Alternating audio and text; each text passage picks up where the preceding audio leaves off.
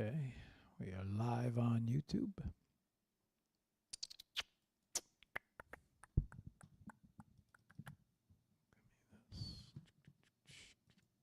Broadcast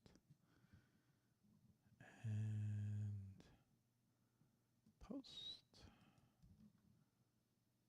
Okay.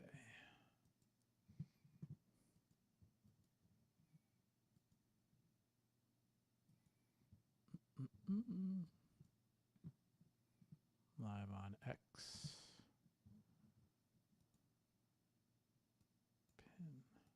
Pin. Yeah. Okay, live on X, top post. And last but not least,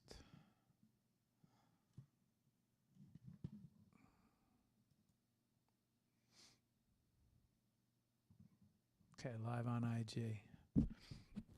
We're live everywhere. Move this over here. Let's move this over here. And yeah, okay, let's get going. I'll get over here. Okay. Move this here. Good. Let's go.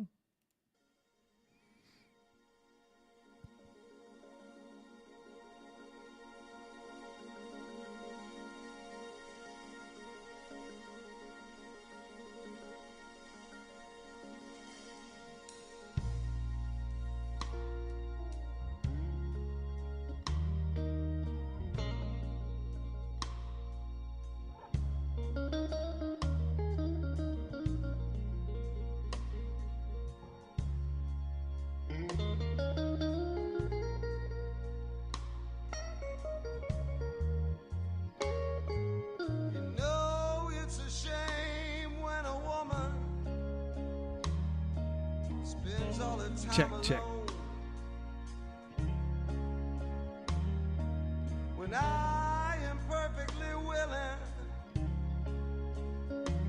to give her everything she needs. I don't care about her past. I don't care what she's been through. I just wanna feel one night with good love, baby.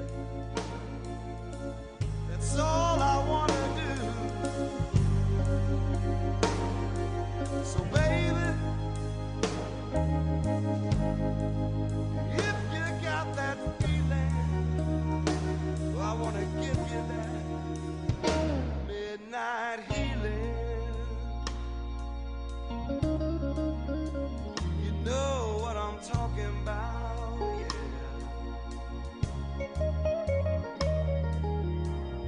Just turn the lights down low. Come right on over here to me.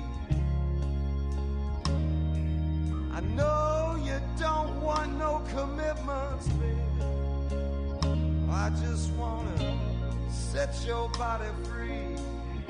And I don't care what's going on in the night outside my door. I just wanna get your head right, baby. Give you all the love I got for sure.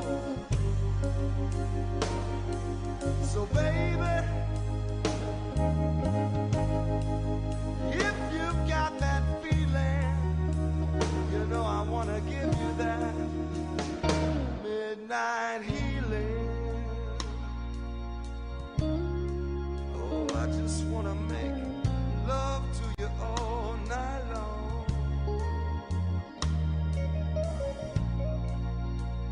Midnight healing, baby.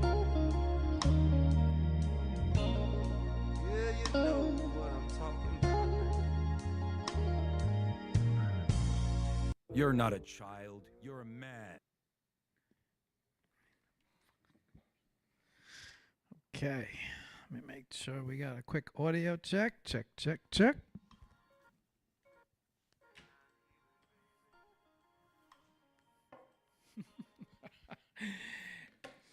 Every time with this YouTube.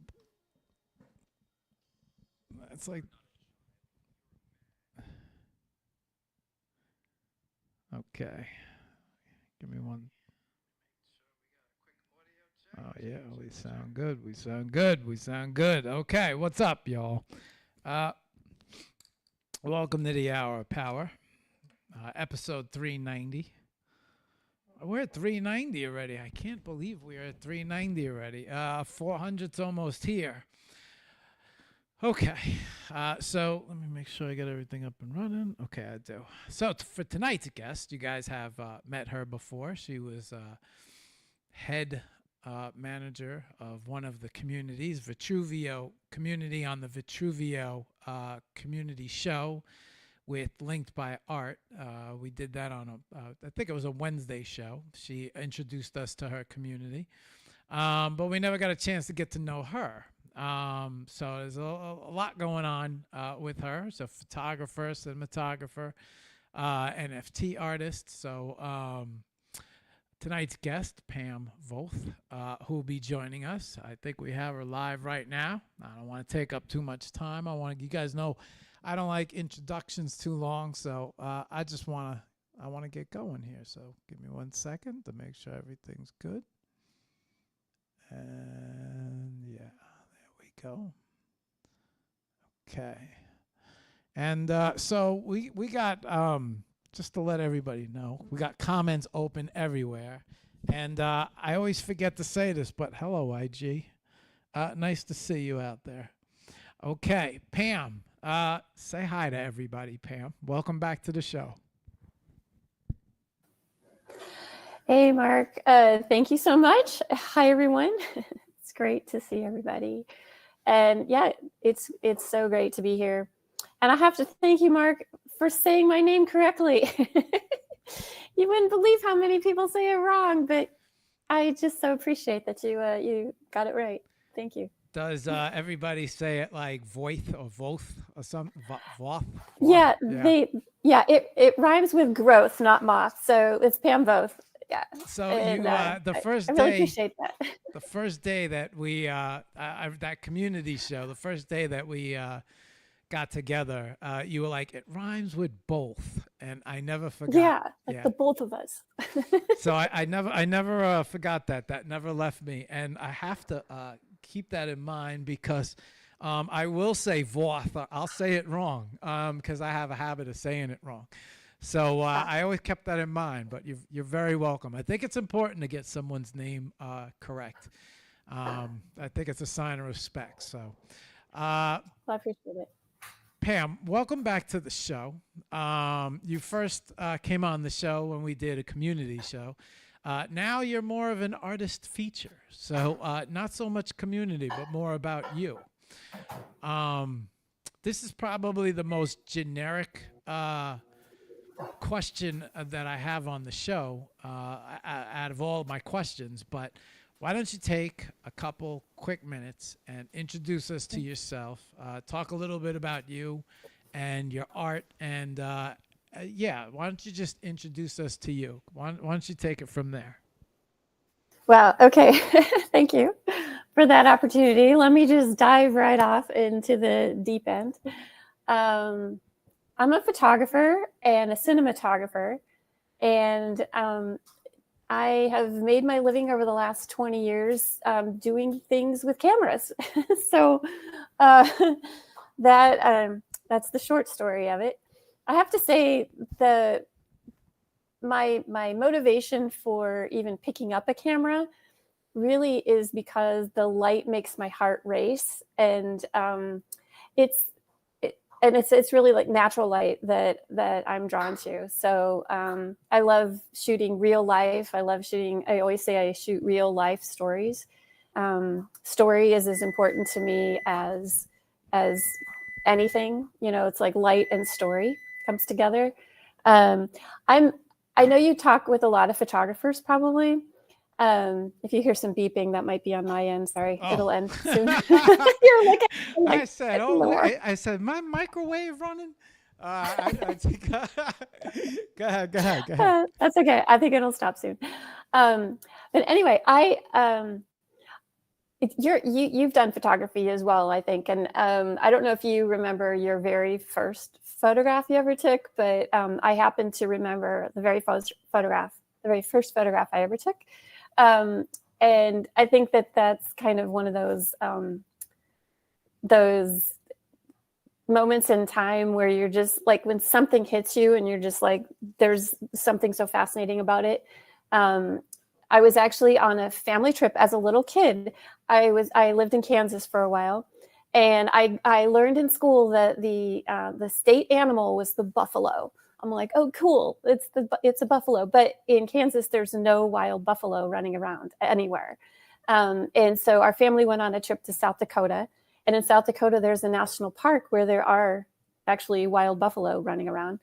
And I remember as a little kid seeing these buffalo like way out on the horizon, and there was something that just compelled me to like reach up for the camera that my family had, which is this little tiny Instamatic, one of those little, like, with a cartridge in it, you just have to like advance it that way. And I remember reaching up and taking the camera and like taking one snapshot of these bison that were like way on the horizon. And it was just something that I was just like, these animals were so majestic, and I knew they were missing from my own landscape back in Kansas. And somehow there was this like overwhelming drive to make that connection to those animals. So one thing that I love to do is photograph animals. And even more than that, I love to photograph the relationship between animals and humans and how we interact on the natural landscape. So that's something I pursued for a very long time. For I remember taking that first photo and then like skip ahead to like junior high. And junior high was on the yearbook staff. I learned how to do everything in the dark room. We loaded our own film. Anyone who's been on yearbook staff probably remembers that. This was way before digital cameras. So we got to learn the whole black and white photography process. And I was just really intrigued by that. And the teacher I had in that class was so instrumental for really getting me interested in photography as an art form. So I owe a lot to that person. And I actually, after I had a career in marketing and advertising and sort of grown up things, I kind of like went back to photography as my livelihood. So I wrote that person a note one time. I found him on Facebook, and I was like, "Are you this teacher that taught me photography back in junior high?" And he's like, "Yeah, guilty as charged." And I wrote him this huge thank you note for teaching me everything that I still took with me forward to the love of light, the love of just the magic of photography.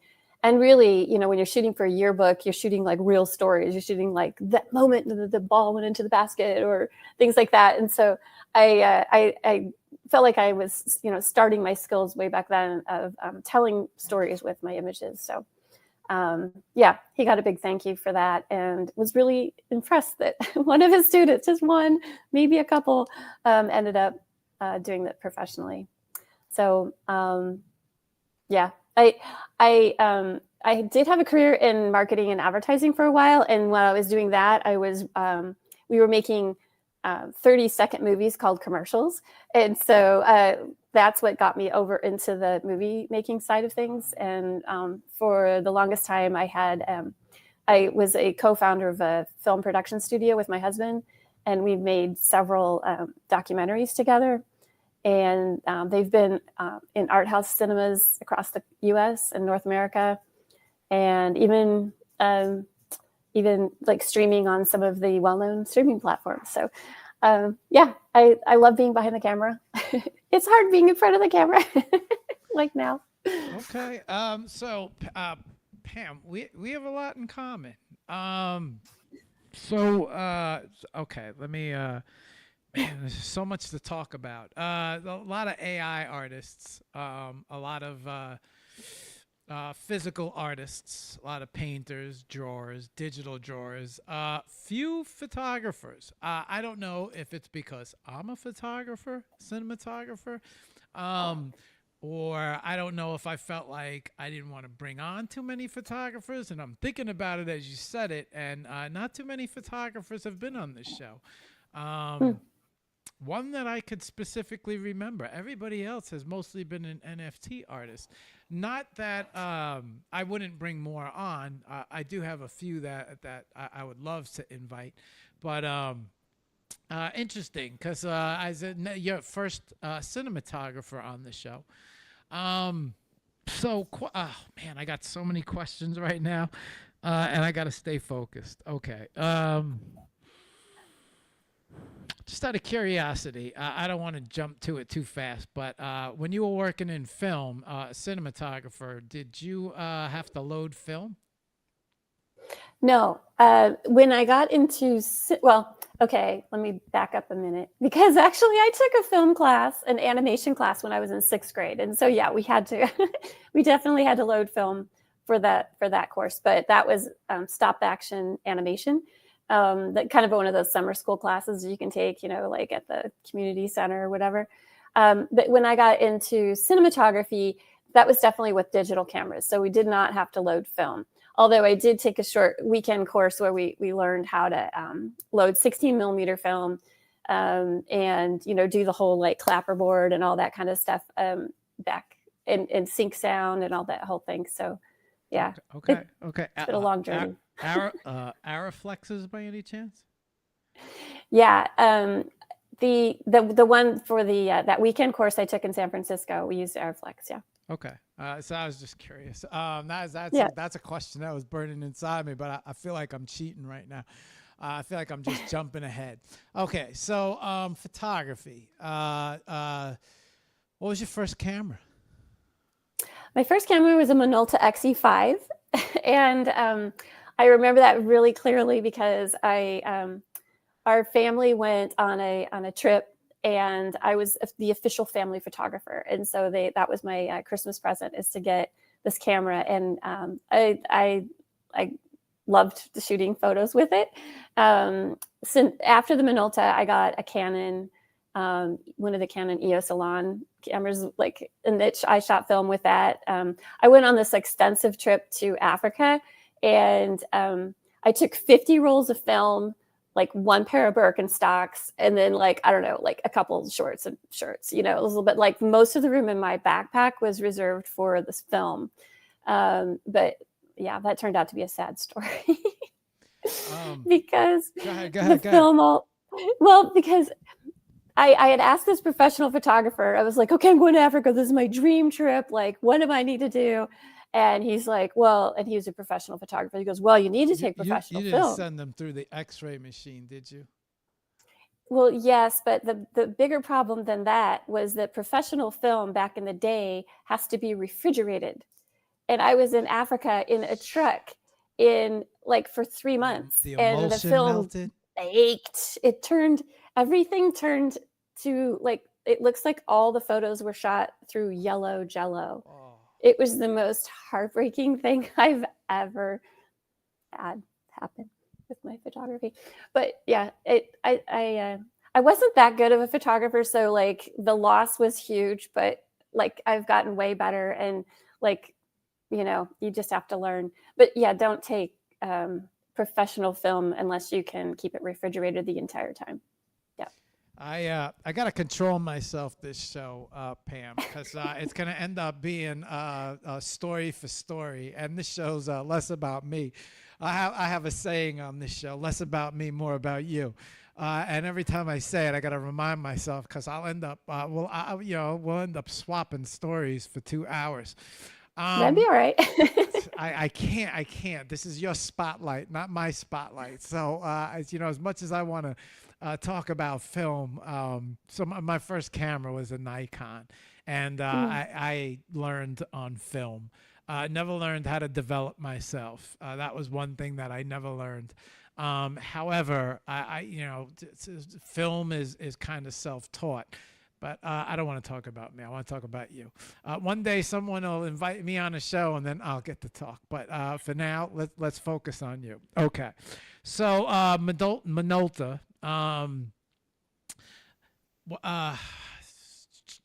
how long did you shoot film before you switched to digital? Till the very last minute when you just couldn't get by without a digital camera.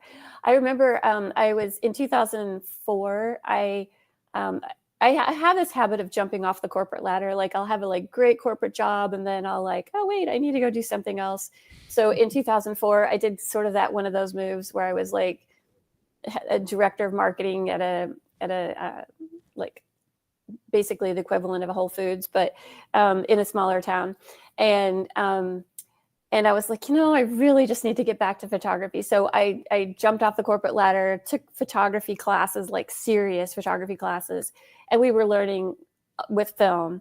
But right at the end of that, the digital cameras were coming out. And so I think the first time I got a digital camera was in 2005, 2006, and haven't looked back. I love to still shoot film, but it's definitely a more of a meditative sort of practice rather than having to really the way I like to shoot is if I see something, I'll shoot it, and it's either I'll get it on the first frame and I'll keep shooting, or I will keep shooting until the last frame, and then the last frame is I know I got it, so then I don't continue anymore. So that's a lot easier to do with digital, and it doesn't cost as much as processing film.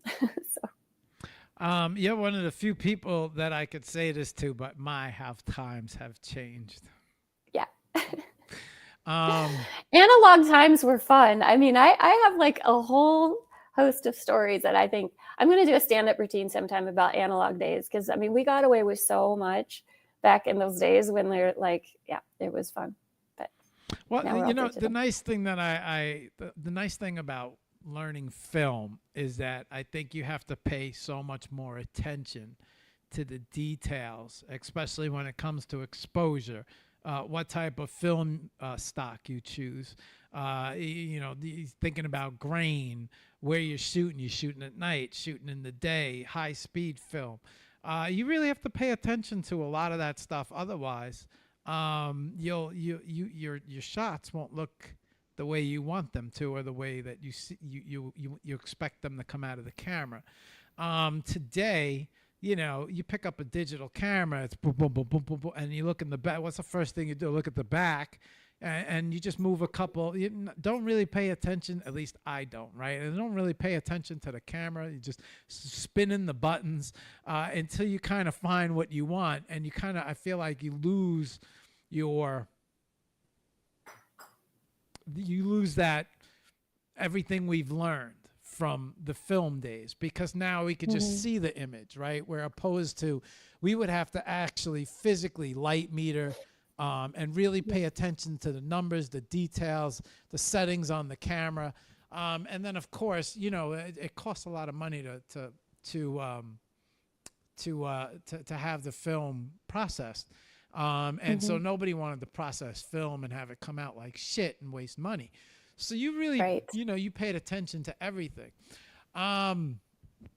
So at what point, the marketing, right? The marketing must have been in so you went marketing, I went engineering. So for me, that was kind of like the easy way out, the paycheck always came. But how did you, when you decided to switch over to film or photography, and then you decided that your living would have to come from it, you want to talk about that a little bit, maybe? I think that's always a fascinating story because, I don't think it's that easy. I think it's a struggle, right? Which sometimes you see a lot of cinematographers get forced back into maybe a corporate world. But yeah, I'm just curious about your thoughts on all of that. Yeah, so that's a great question. To me, there's the couple of times that, like I said, I have quote unquote jumped off the corporate ladder. I think I was at this existential sort of wait, what am I doing with my time? What am I doing with my life?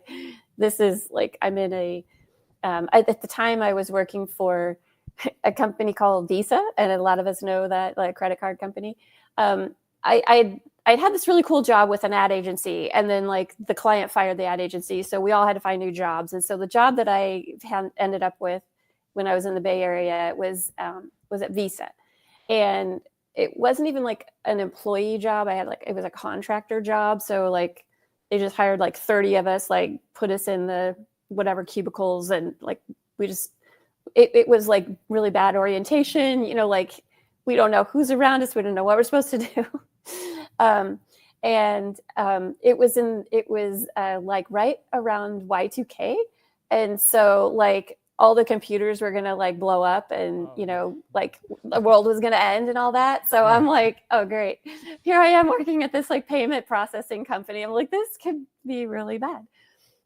Little did we know nothing was going to happen. But I went with with a few of my friends. We went out to Death Valley. We thought we were going to get as far away from computers and clocks and anything as possible for New Year's Eve of Y2K.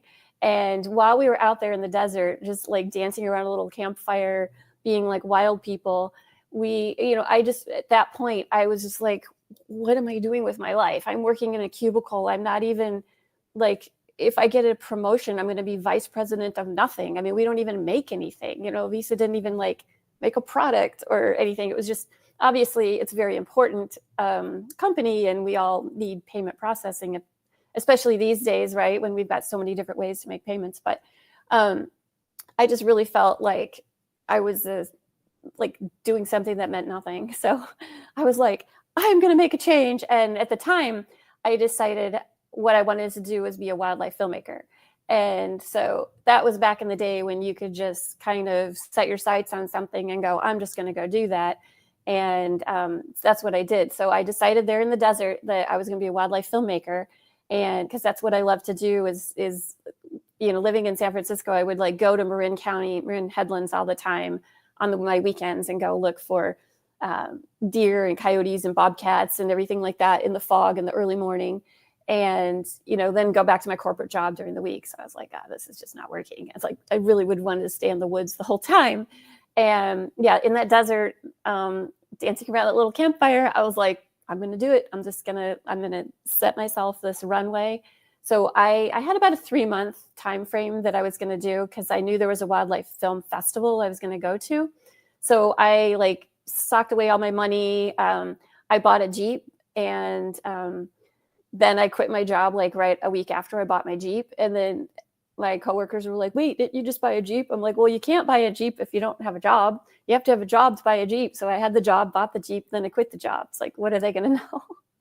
So I headed off to Montana to this film festival. And I was like, I am fresh from the corporate world. I'm ready to go with film production, because we had been making commercials and all that. And I landed a job with like a wildlife film company. And that's how I started like getting into the film business.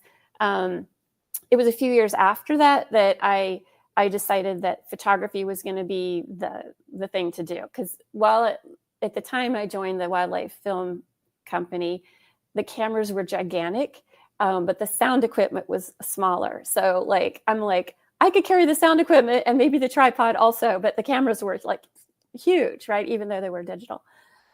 So yeah, it was a little bit of a matter of like finding my way through just loving to tell stories and loving to be out in the field and be outside. So that's a really long answer to your short question. The audio, was it Nagra at the time, or was it like digital Nagra? Was it like the old Nagra, real Nagra, or?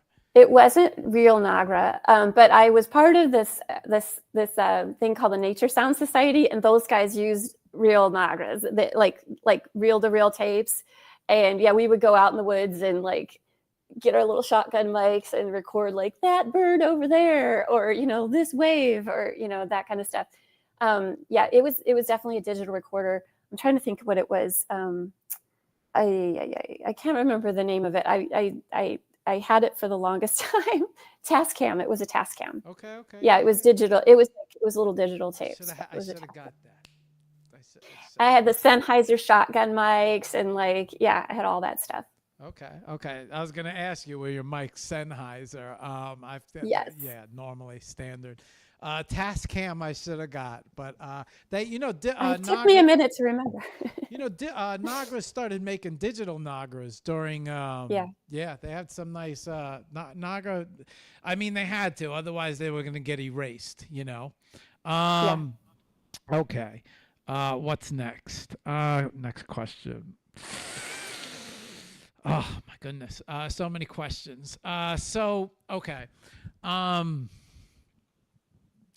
Interesting, right? Because I don't know if you're familiar with Michael Bay, right? But Michael Bay was huge into commercials, and then commercials is what it was. His work in commercials and his 30-second commercials is what led him to film as well. So you were, tinkering around. Is the Wolf film? Is that how the Wolf film came to be? So the Wolf film. No, that one kind of came to. So my husband is actually someone that was at that original wildlife film company that I got hired for. So he and I started working together in 2006, and or a little bit earlier than that, but that's when we got married. But the Wolf film came many years later, and that was actually a film where the couple who were like, I don't want to say owned the wolf, but lived with the wolf. This wild wolf lived with them through a set of circumstances that they kind of got themselves into. They were filming like home movie footage for years and years and years. And they kept like trying to find someone to make a story about their lives. They're like, here, we have all this footage, and, it'll make a great story. The thing is that so many people, like they went to 2 or 3 people, including National Geographic, and people just were like, I just can't make a movie about this. It's just like there's too much home movie footage, and it's from all different cameras. It doesn't match each other or anything. But my husband, Rob Whitehair, he's an amazing storyteller, an amazing like producer and editor and director. And so he kind of took all of that footage and was able to, like, through some new interviews that we worked on together, and I would do the filming, he would do the interviewing. We went to that couple and we brought their story kind of like up to the modern day, and then took a look at how the wolf reintroduction was going back in Yellowstone when they reintroduced the wolves. It was a very controversial time, and lots of like varying opinions about that. So that story came about really through that couple who had the wolf, and then they kind of found us to do the story. But yeah, I put all the credit for that story into Rob's hands, because he like brought that story out of like the morass of just hours and years and years and years of footage. So True Wolf is the name of that film, and it's there's a link if anyone's curious to see the trailer or the full film. They can find it in my link tree, or go to robwhitehair.com and you'll find it too, because that's my husband's site. I think we're gonna play some of the trailers a little later, right? Yeah. I think I might have jumped too far ahead. I was trying to figure out the timeline with the with with that. Okay, so you bought a Jeep, and then you decided that you were gonna be a wildlife cinematographer, filmmaker. Were you still messing around with did you still have thoughts about the camera? I mean, at what point in time did you decide that I was also going to make money with the still camera and then the commercial photography? And then, cause you're out in now, and I'm also going to, were you in San Diego at that time? No, I was in Montana at that time. Okay. Yeah. Okay. Like I moved from San Francisco to Montana, to Missoula, Montana, in 2000.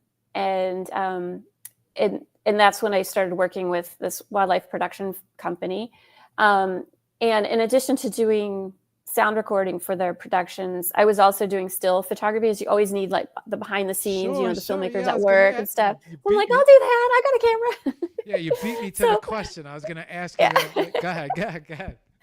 Yeah, so I was always like, hey, I can do this too. You always try to be as useful as possible when you're on a production. Production stills. Yeah, production stills, exactly. And in fact, one of my NFTs that is actually still for sale, and it's still going to be for sale probably forever, um, is a shot that I did during one of the film. It was actually my first assignment with this wildlife film company.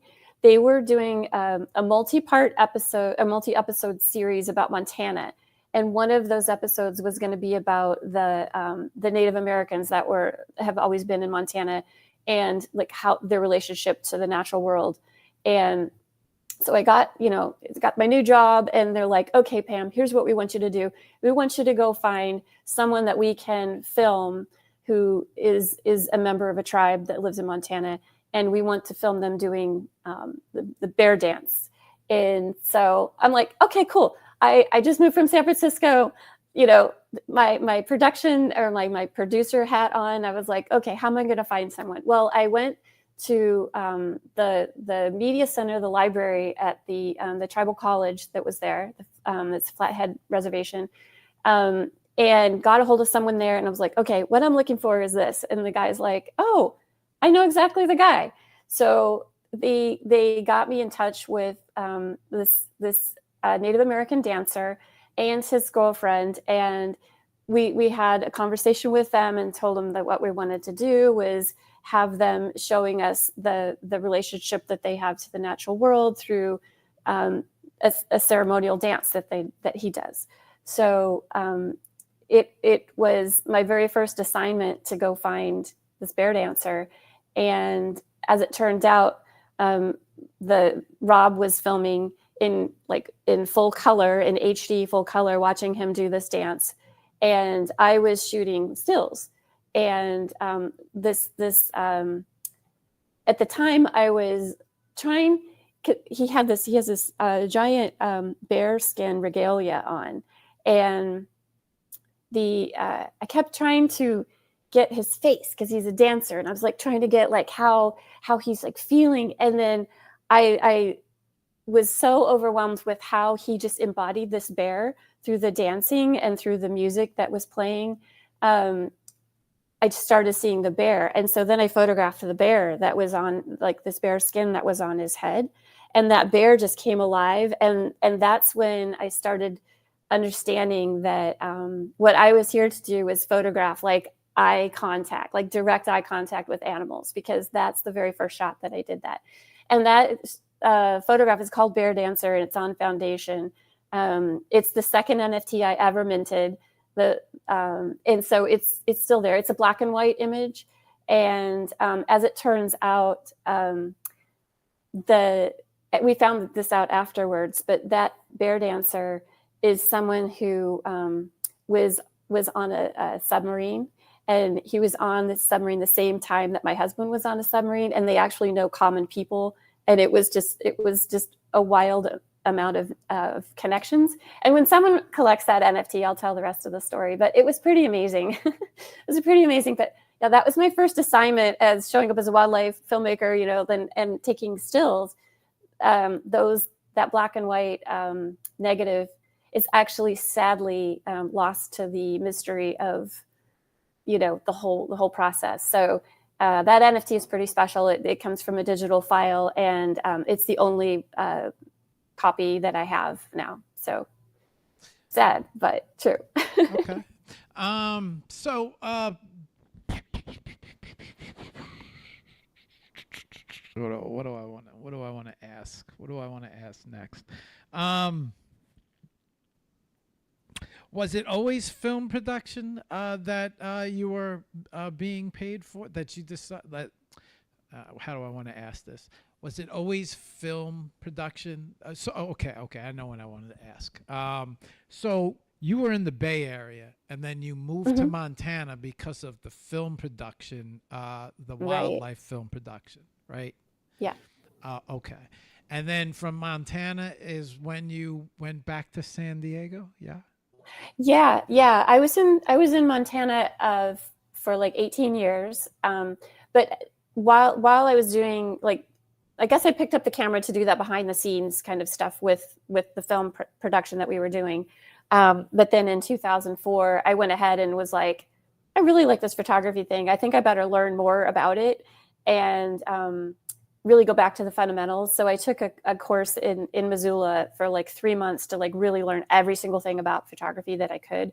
And then from there, I just started picking up small jobs around Missoula where I was. And since I had a background in marketing and advertising, I was like, I want to be a commercial photographer because I always thought they had the most fun. Because anytime you have the camera, you get to do the most fun things. Like you're always like getting put, like, we'll put you in the lift and take you way up there and you did the aerial shots, or, you know, you have to get on the horse really cool to take a picture from the top of the horse because we want the ears in them. And I'm like, okay, cool. I'll do all the fun things. Yeah. You know, So yeah, you know what the nicest thing about commercial photography is? The budgets. They're always the budgets. there. Yeah, The budgets should be the highest. Yeah, for sure. Yeah. So go ahead. I didn't mean to interrupt you. Go ahead. No, that you're right. I mean, and I guess it's not the most steady work. I guess weddings would be the most steady work, but whereas I love to tell stories, and I feel like my work in documentary photography and documentary filmmaking makes me a good person to just show up and get whatever's going on without having to repeat, like take two kind of things, you know, like I'll just be there. I can anticipate. But I like doing that more with wildlife rather than with people than the time that I was in Montana. So I got hired by the city of Missoula and by the state of Montana to do tourism photos. And so we would go, like Glacier National Park is right there. And there's like all these opportunities to go fly fishing or horseback riding or canoeing, just all kinds of wild, Montana experiences. And so I got good at all different kinds of photography, whether it was food or, architecture, like the lodging that people would stay in. And so I just kind of like embodied this sort of like destination marketing ideas. And so that's where I started. Just those kinds of projects were the ones that were paying. So it wasn't as much commercial photography like you'd hope, like fashion or something that makes a lot of money. So interesting, right? Because nowadays, a lot of people, you hear a lot of photographers make offers to resorts. Hey, fly me in, and I'll take pictures of your resort, and you can get to use my pictures for, I'll trade you for a room. And a lot of people travel just through taking photos of and then the resort ends up with commercial. They don't have to pay the high-end deals. And also as far as like contractual, right? Copyrights and things of that nature. I'm going to assume that you are well versed in copyrights and things of that nature. Yeah. I never give away my copyright. I just never do. And I do know that people do go and travel like that and just, offer their services for trade. Right. I never did that. I was like, I need to pay my rent and my mortgage. So I was like, no, you need to pay me some money. But I actually, a lot of times the state agencies, they're required to put out an RFP, like request for proposal, and then evaluate all the entries that came in and stuff. So, I mean, I felt like I was winning these contracts because I knew how to put together from the business side of things. I knew that, what would be attractive to them.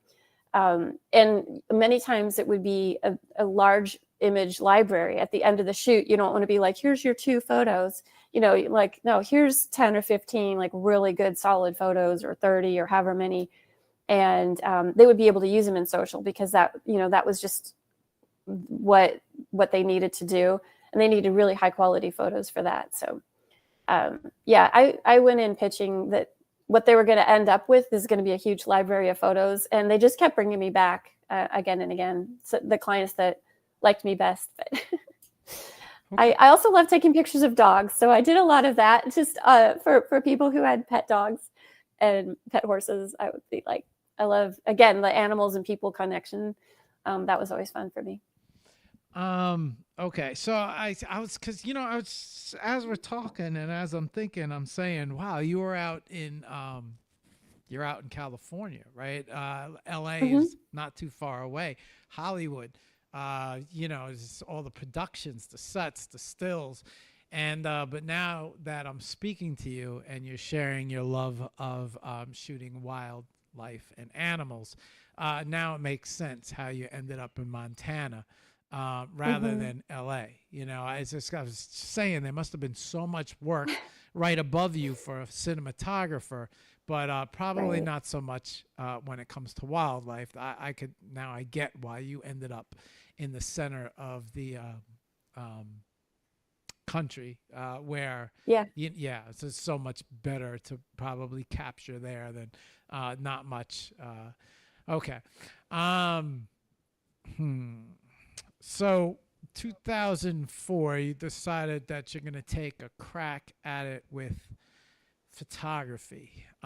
Were you still hanging on to film at the time, or did you decide to make the switch to digital around that time?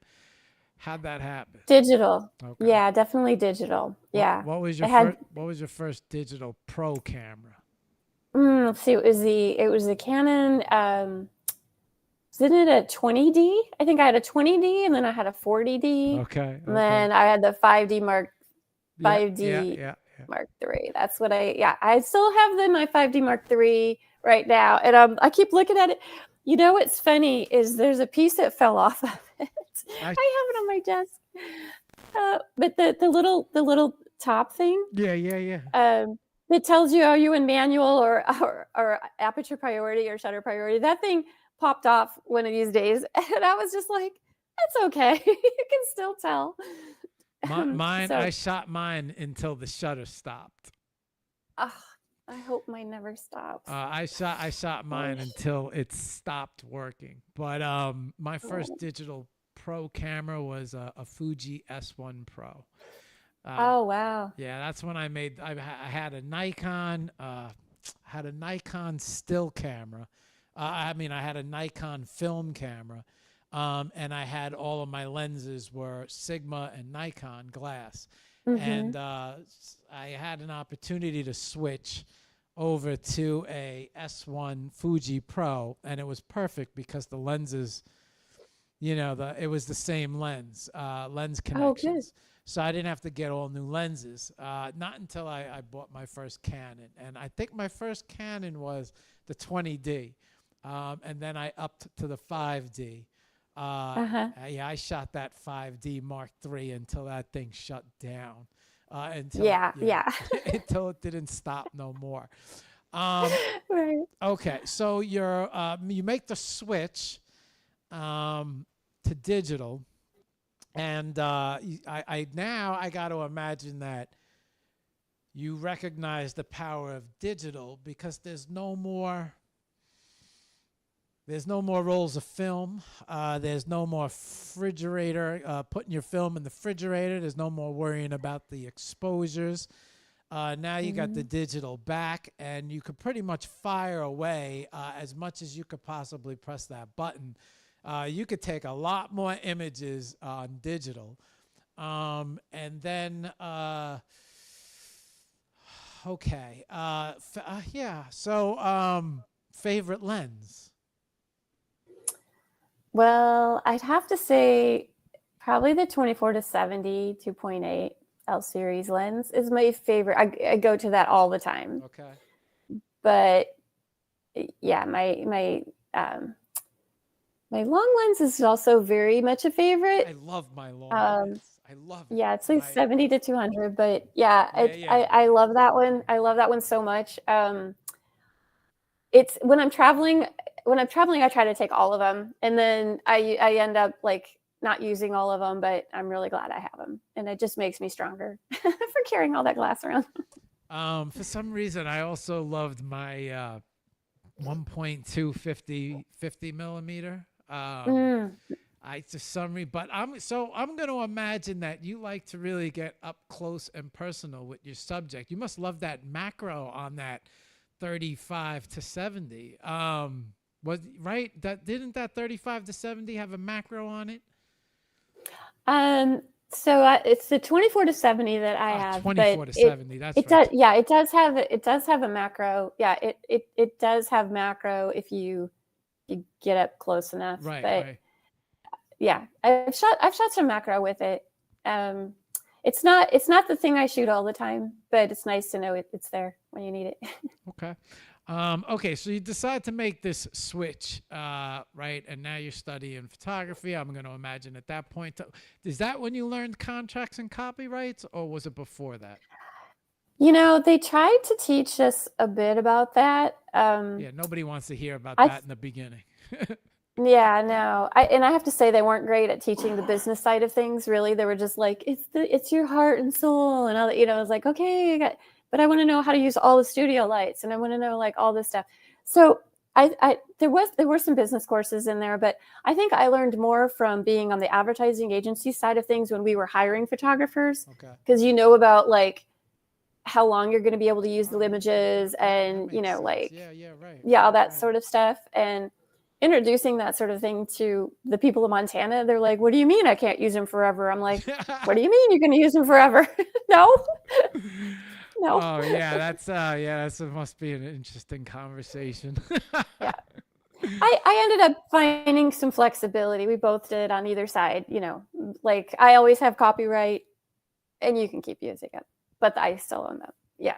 Okay. So yeah, you work around stuff. That would never fly in LA. It would never fly around here in San Diego. Yeah, never fly in New York there's either. no. I mean, where people have the I don't want to just say sophistication, but the experience of knowing the value of imagery. I mean, we know it. We know that, an image can sell cars, it can sell planes, it could sell anything. And that is, if you don't have the image, things are not going to sell. So those two things together, that has huge value. And that's where commercial photography, was really the place where I was like, now that's where I want to be, because I also love branding and I love like trying to come up with a personality for like the visual language of how companies would be represented.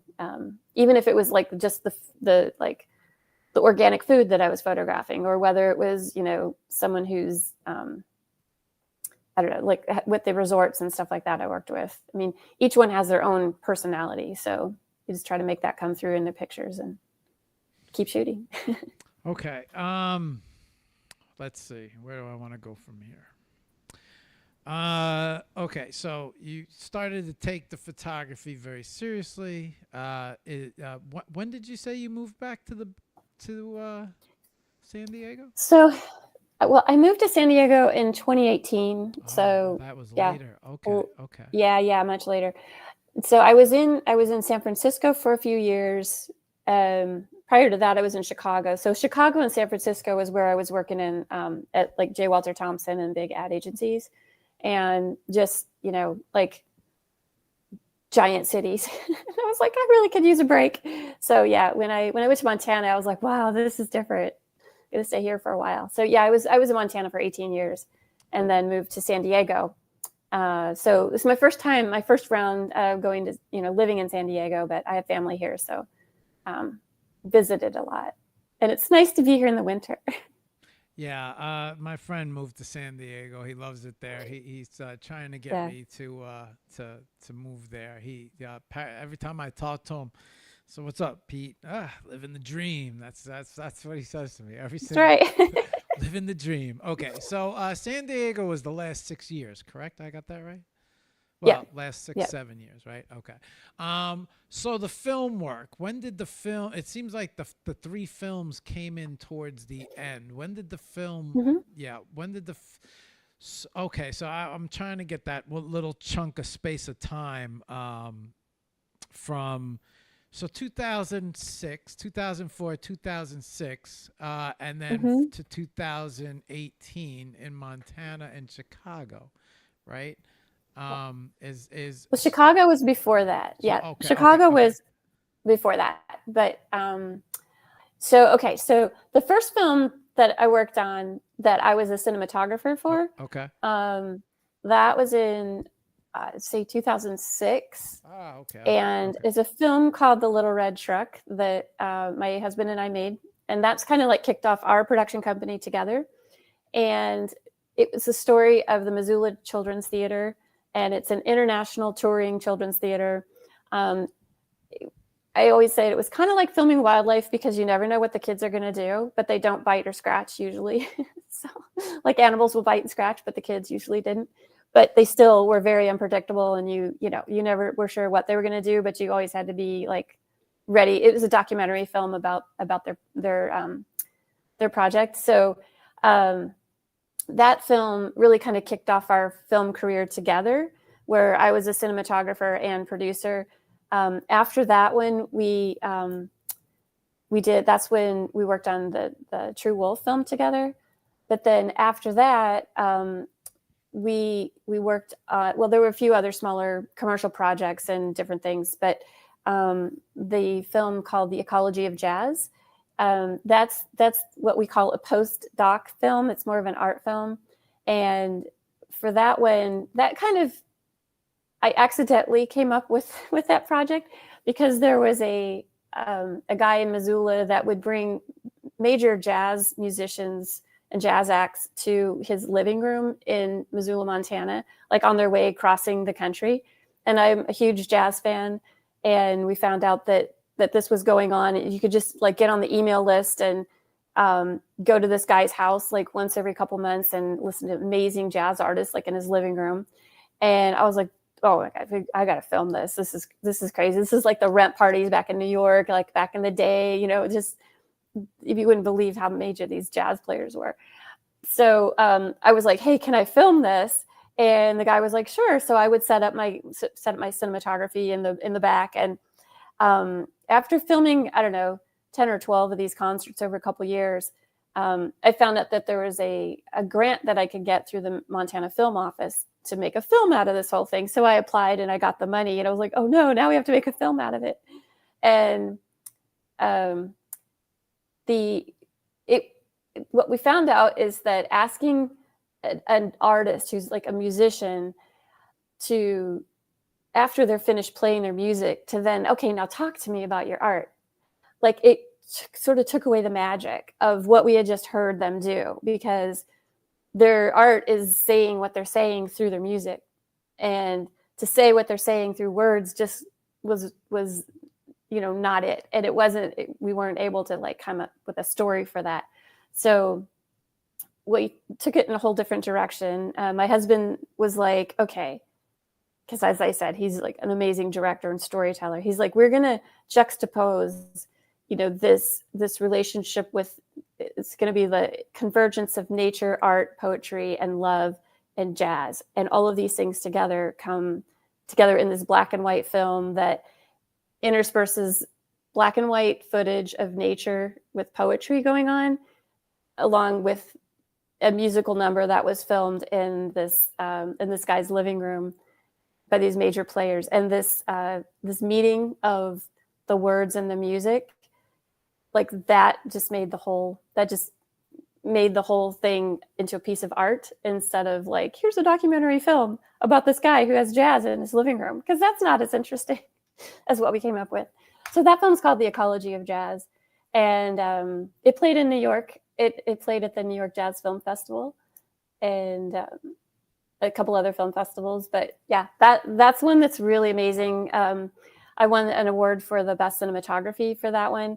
And when you see that all come together, it's really interesting because the nature was filmed in color, but processed into black and white. And he used the same black and white tonalities that I Love Lucy was filmed in. So we kind of like harkened back to something that was very nostalgic.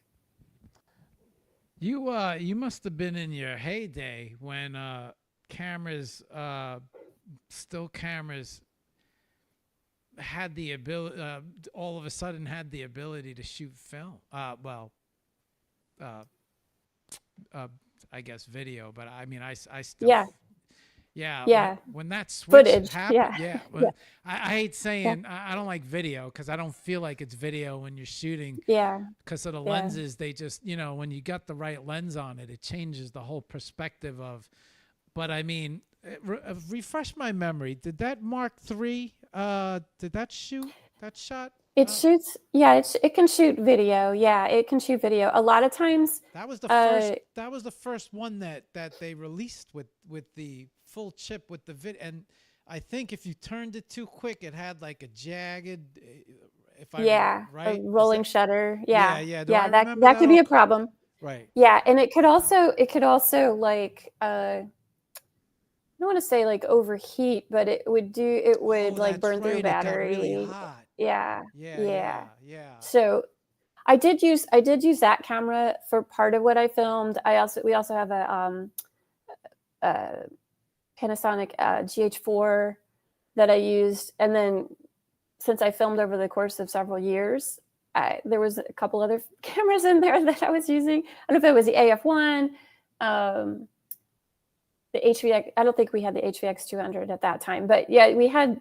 I I went through a series of different video cameras. It seemed like once they started to get replaced by newer technology, I'd quickly sell them so we wouldn't end up with all this old Yeah. technology. And now I'm kind of like, oh, I kind of wish I still had that. So I'm not doing that anymore. I'm hanging on to everything. That was a pretty smart thing. What camera Yeah. do you use today? So I still have my Canon 5D Mark III Okay. because the shutter's still working. But for video, for video, I haven't done a lot of video projects recently, but we're looking at for another project coming down the pike, looking at definitely stepping up into way more professional cameras like the Arri Mini LF and some of those that are like really big deals. Like Blackmagic just came out with a new one. Fuji just came out with a new You one. beat me to I'm it. just like drooling. Yeah. Yeah, I was gonna say, have you had a chance to mess around with Black Magic or the Red? But I think Black Magic now surpasses the Red. If I Yeah. right, yeah.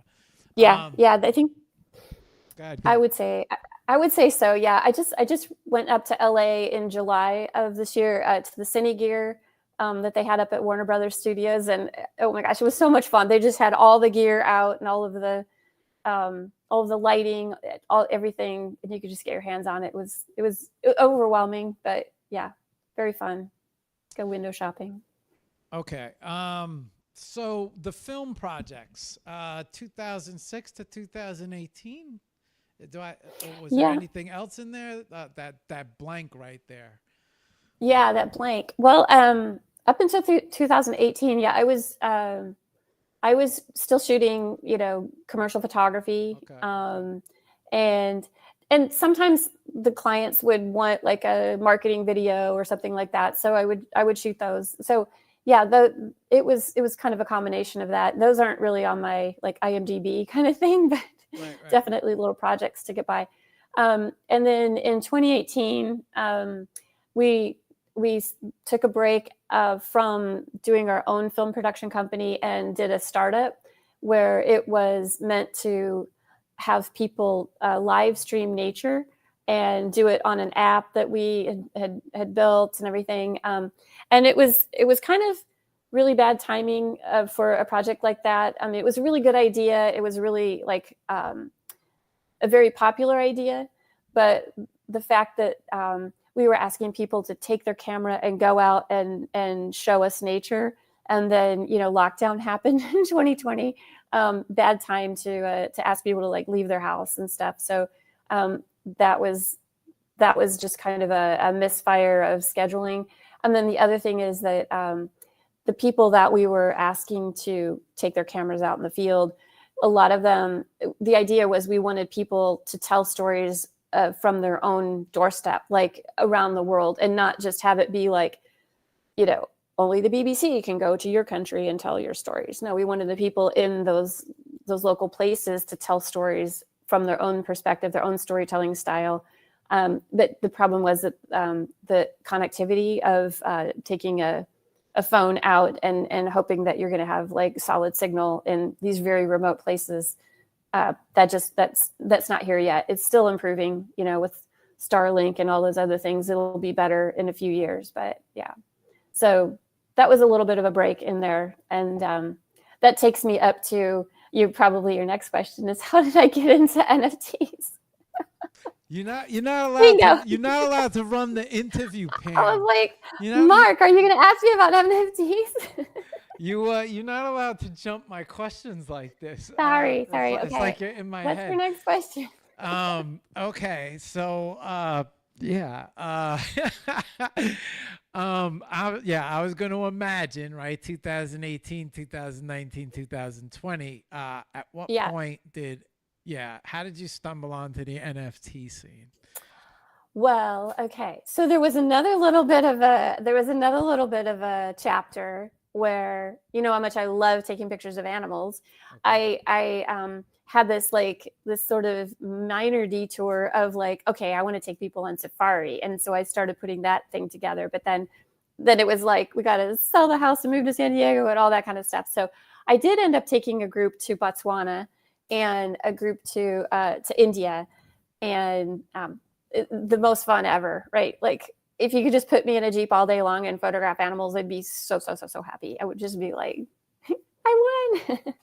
But yeah, so in wait, so is that the dream? National Geographic in a Jeep with safari with the bucket hat and the Is that it? Is that the I would love to do that. But what I also love to do is really make a big difference, right? And I think that doing that is like really self-serving, and I'll just be super happy and make other people in my Jeep really, really happy. But I'm not sure if we're going to make the animals be more safe, or, you know, people be more aware of what needs to happen to make sure that, you know, we still have like room for the animals to live and minimize conflicts with them and all kinds of things. I think there's a lot more, as we know, the power of images. We talked about that a little while ago. I mean, like they're super, super powerful. And I think that if I can use my storytelling and my camera work to do things like for a greater good, rather than just me having so much fun in the Jeep taking pictures of animals, I should probably spend more time doing that. But maybe on my vacations, I'll just go do that. So, yeah, that's the story right now. But the way I found NFTs was in 2020, like towards the end of 2020, towards the end of lockdown, I started like learning about Clubhouse because actually so you know how you had to get invited to Clubhouse, right? You the have head you of have an marketing. Apple. You have an Apple. Yeah, that only people who had Apple had Clubhouse. Yeah, I couldn't get on Clubhouse. I had I was gonna specifically buy an Apple just because of Clubhouse. Just for that. Go ahead. It would have been worth it. We would have had fun talking on these rooms. Half the reason why I didn't find out about NFTs until Beeple made his big sale.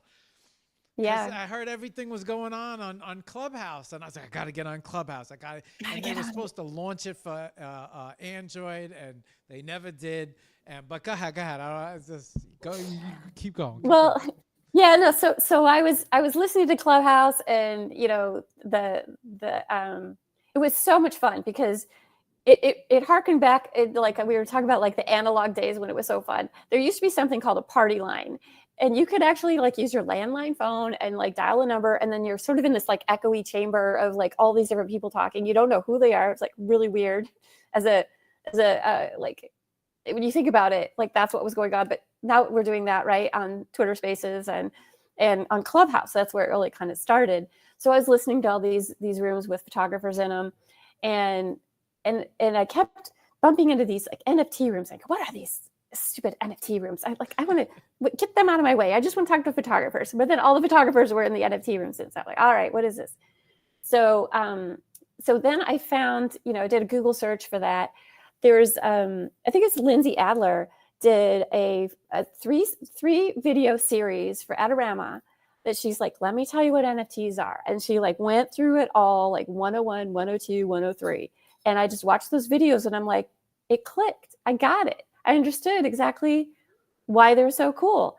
And so, it was back in the heyday, like early 2021, like March, April, May. I was just like, I hardly slept. I was just only on a Clubhouse. I was on Twitter. I was like listening and learning everything I could, getting in some DM chat groups. We were like teaching each other everything. And yeah, it was that didn't ever look back. So yeah, Okay. that's how it all started. So you were, oh man, you were there before the Beeple thing, 2020. I think the Beeple thing was 2021. That's when the rush. But you were in the bull Yeah. market. So that must have been really nice being in the bull market. And Well, then so I wasn't really like into crypto per se. I was just like, I can sell my photos and learning about it that way. And I think it was, the Clubhouse days might have been early 2021 rather than 2020. But 2020 was when it was just like, we're looking around like, what are we going to do? So I think it was early 2021. Okay, so early 2021, I'm pretty sure February was the Beeple thing. And so that's like how I got that. That's how NFT came across but I was on Twitter, I know why, but I'm not going to bring it up. But I was on Twitter, and I think Twitter at that time just implemented Spaces. And I was bitching about, I was trying to get on Clubhouse. I don't know why I was trying to get, maybe to learn about NFTs. But then all of a sudden, Twitter released Spaces. And then I started seeing all the NFT stuff. And then the Beeple thing got my attention. And I said, wait, some guy sold digital art for how much? 69 million? I'm like, what are these NFTs?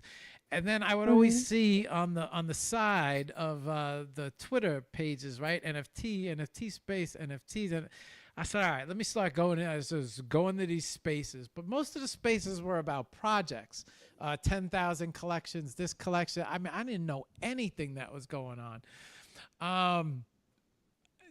So I was really, really clueless. I mean, Sloiko was the first site that I actually signed up for and got accepted to. After I finally started understanding, I was following Kath Simmert, I was following Drift Shoots, and I was trying to figure out what they were doing because they were having a lot of success selling, photographs. And I was trying to figure. It was very confusing to put it all together. But that's my story. That's not your story. So, okay. So why don't you just? And I can't. Oh shit! My feed went down. Okay. 10, 12. I can't believe how fast it's the time is going here. While I switch the battery, really quick. Why don't you give everybody a brief summary and history when it comes to the NFT world and your path through the NFT world and everything that you've been a part of? I think that there's a lot there, right? That I think, yeah, and that'll pretty much bring us up to date. Yeah. Go ahead. Okay, so I had a lot of wildlife photos, as you might imagine. So I found the wildlife photography community on Twitter, and that's really kind of where I got my footing. Really, it's like we all were lamenting the fact that all the landscape photographers were getting all the attention. Speaking of Kath and all of them, but yeah. But we were like, well, let's try to make a place for wildlife photography. So we had spaces where we would hang out together. We had chat groups. We came up with our On Cyber gallery. We did a few things where we were using NFTs to raise money for certain environmental projects. Like I know we were supporting an orangutan sanctuary, and all of us would come together and like sell some NFTs and use some of those profits to donate to adopt an orangutan who's orphaned because of the palm oil and all of that. So we were trying to make our way through into NFTs through wildlife photography. That's my like OG group. That's the most of the people that I can still like find them anywhere on Twitter and just be like, hey, and we'll pick up where we left off. So that's really kind of where I was. But fast forward to November 2021, I found a team that was looking for someone who was like looking for a head of creator relations and who could do spaces, who could talk to artists and understand how to onboard people onto Web3. And that's kind of what I was doing anyway, just on my own free time, right? Trying to that's when I learned Twitter actually is in 2021, because I was like, well, I guess I'm going to have to learn how to do this because this is where all the NFT stuff was happening. But so that in 2021, November is when I took a job at Sloika, and that's where I was head of creator relations there. And just had a great time with that team. They're amazing people, really great idea, really great project, and just kind of rode that whole wave up until, like we all went through the bear market. And, when we came out at the beginning of this year, it was really looking like a lot of the NFT marketplaces were in a space that might have been like really amazing in 2021 when the bull market was happening, and it was like you could see no end to this upstroke of the charts. But when you look at the fact that there's just not enough collectors in the space to ever match the amount of supply of artists and amazing art that's flooding the space, having an individual standalone marketplace is just not a scalable situation, sadly. So that's where we saw a lot of the greats come and go, right? Well, I mean, not yet. Right. I do believe down the road. I think that there's a lot of possibilities. Just a quick question. I heard, just so I could get this question out the way. Did I hear correctly that so the Sloika team, is that the 500 PX team too? Yeah. Is it right? Yeah. Okay. Yeah. The CEO of Sloika and the co-founder of Sloika was also the founder of 500 PX. Yeah. Okay. Someone mentioned that to me, and I wasn't sure. But okay. So go ahead. Finish. Yeah. And like, to his credit, I mean, he always has wanted to make a way for photographers to make a living. I mean, that's what drove him to do passion project like 500 PX, and then to go into an NFT marketplace of fine art photography. So kudos to that dream. It was really great. And I think that they've pivoted and are doing something else, but they just needed to move away from this idea of like one-on-one NFTs or even editions of NFTs in a marketplace sort of business model, because it's just a really tough time to try to find to really onboard enough new collectors to really make that viable. So. Okay. Is someone in my driveway? Someone trying to buy an NFT from you? No, it's I wish. Okay, so Sloika, how did Sloika lead to Vitruvi? So in January of this year, 2024, that I was not needed for the Sloika team anymore because they were pivoting to something other than an NFT marketplace.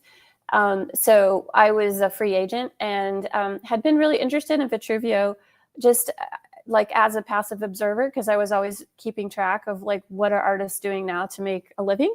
And so what Vitruvio has going is every Friday, their CEO Nick Kalyani does a like 1.5 hour AMA live stream on YouTube and Twitter and everywhere else, telling like how they're launching their L1 blockchain. And I was like, well, at the very least, I'm going to like learn how an L1 blockchain comes about.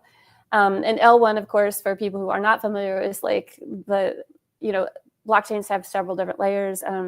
This is built on the EVM machine, so it's Ethereum virtual machine. So it's L1, similar to like what Ethereum is or Solana or any of those. It's not like L2, like Polygon or Base and some of those.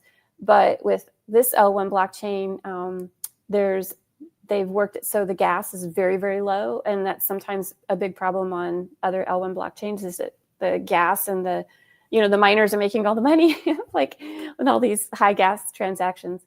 So anyway, I was kind of thought, well, now that I've got some free time, I'm gonna just like try to educate myself on how L1 blockchains come about. And I just listened to these live streams every single Friday for months and months and months. And just a few months ago, there was an opportunity for me to join the team. And I felt like I could just come in and hit the ground running, because I had been like up to speed on every little thing that they were doing, and find myself here today as the creator lead for their team. So I feel very fortunate to have like brought these skills that I had of like talking with artists and working with artists, onboarding people to Web3. When I was with Sloika, I did a podcast, and so I have 100 episodes of me talking to artists and collectors under my belt. And I was like, okay, I can do that. So yeah, I hope that I'm bringing some good skills to the team. But again, it's a small team, and we're doing amazing things, and really excited about what's going on there. Okay. So yeah, would you believe an hour and 20 minutes moves that quickly? No, how did that happen? Getting to know you, Pam. That's how it happens. And okay. Before we move, I want to move over to the computer, right? Maybe about 5 minutes, Okay. and I want to start showing off your art, and I want to maybe play some trailers for everybody and show them everything that we've talked about during the episode. Cool. But before I do that, this is probably the best time to ask this, because the future, right? I'm going to imagine that with all of your experience and the situation, learning about NFTs and understanding the market, do you see the potential? And now you did mention that there might be a film production in the future. Do you see the potential of film production and NFTs? Because obviously, I mean, there's just so many different ways that you could use the NFT culture and the exchanges now, right? You could have a 10,000K project where you have 10,000 pieces of art, and you see it, you see it in so many different projects. Hey, I want a video game.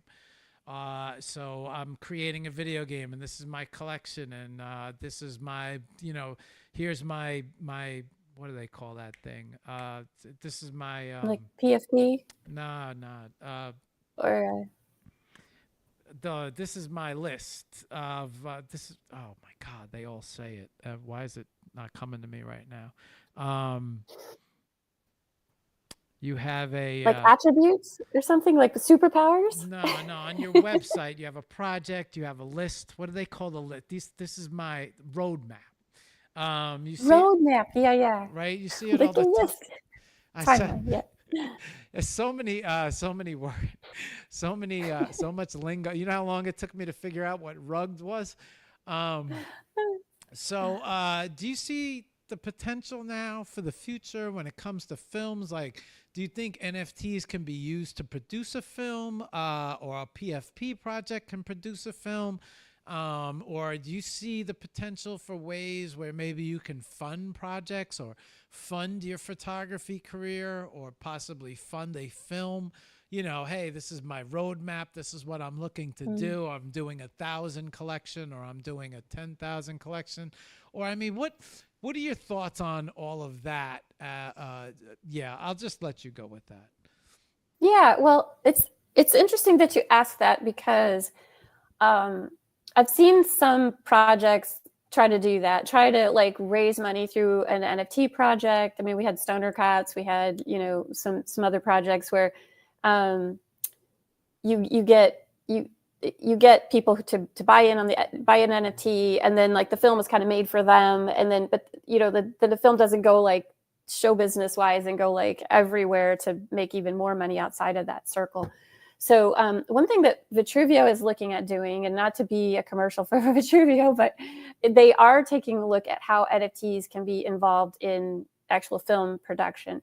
And they're looking more at it as a utility for revenue sharing versus utility of like as being part of the art for that film or something. They're using a model, they're really using the blockchain technology and the idea of revenue sharing to do film production. So that's one thing that Vitruvio does just out of the gate, is it's not setting up marketplaces, it's setting up different ways for artists to like when one person sells a piece of art, that money goes into like the treasury, and if you have a share of Vibe, you get a share of that revenue. And so it's really set up for like long-term income into the future. And we're looking at a similar model for the film production side of things. And with film production, one of the issues is, a lot of times you just do anything to get into film. You're like, you could pay me later, I'll just get in now, and I'll take a little bit now and I'll take more on the back end, right? But then like the guys that are distributing the film, they're like, oh, where's the back end? I don't know, it just all kind of dissipated and like into marketing or whatever, like it takes a lot of money to distribute a film.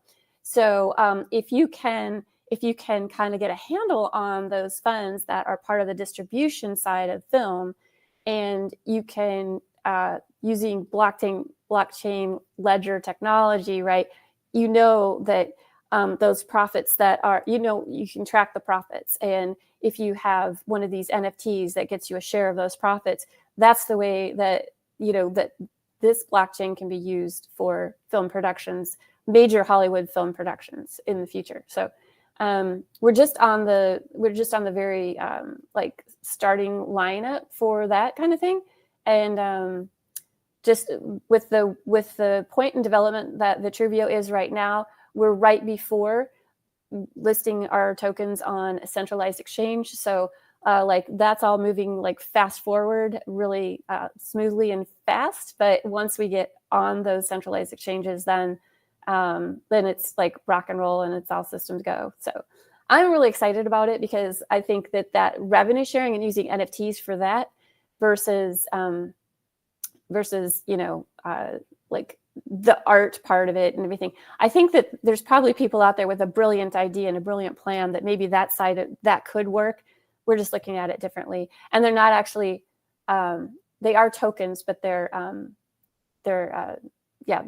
meant for just getting a share of that revenue that the film is generating, and so it's a interesting new idea. This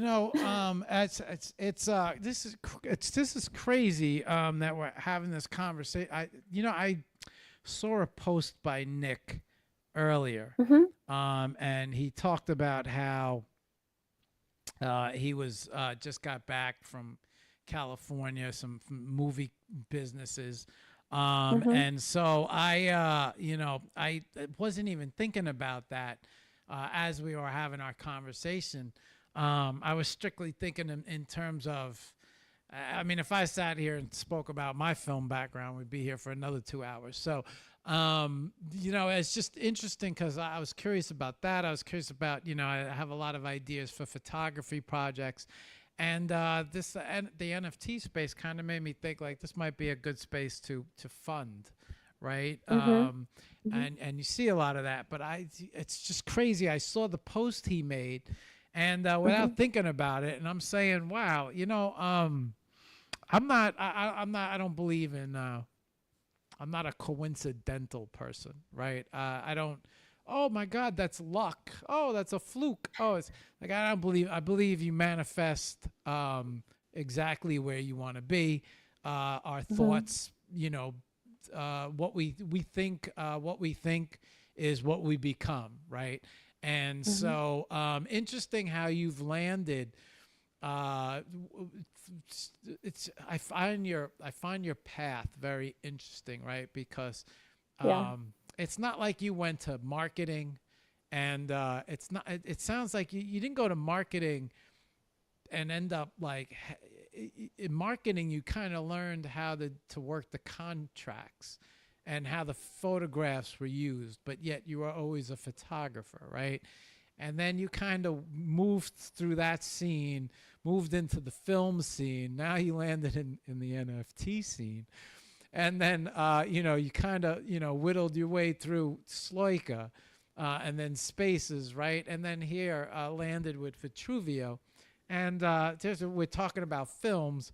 And then here's Nick kind of, trying to figure out a way how to work in Vitruvio with film world. So, and then here you are sitting in the middle of everything, a film. Yeah. So it's craziness. Unless was the Who film knew? was the film thing your idea? No, Oh, no, it so wasn't. so it evolved around you being a filmmaker. Yeah, well, I mean, he always set out to help creators make a living through their art, right? That's the main reason for Vitruvio even being built, is like he talked to hundreds of artists about like what are the main pain points that you're facing, and so sustainable income as an artist was one of those problems. And if you go to different forms of art, like we're going to look at the music industry too. So we started with artists like 2D artists and animation artists and that kind of thing, going to film. There's a whole bunch of artists that go together to make a film, right? Everything from makeup artists to actors, writers, editors, everybody, right? Tons of artists. Yeah, from actors. Yeah. Yeah. And then, of course, in the music business, you've got all those artists, the producers, the engineers, the musicians, the marketing, everyone who's, album design, all that kind of stuff. So, I mean, it's kind of evolved to being like the blockchain for arts and entertainment. So, and where would we be without entertainment? We would have nothing to do. We would be so bored.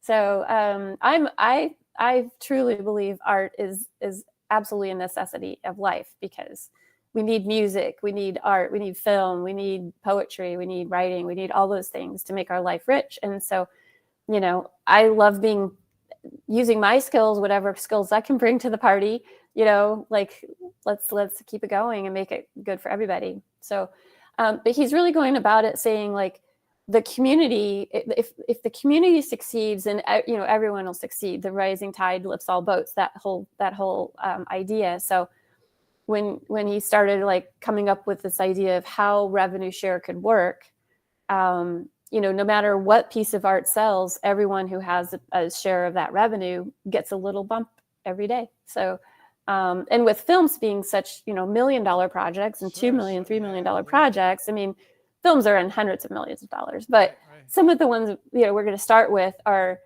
really solid projects that have, reasonable budgets that could really turn into great things for everyone who has a little piece of the pie. So get a piece of the pie as soon as you can. This is very exciting times. We're gonna move over to the computer, Pam. But while I okay, let's move.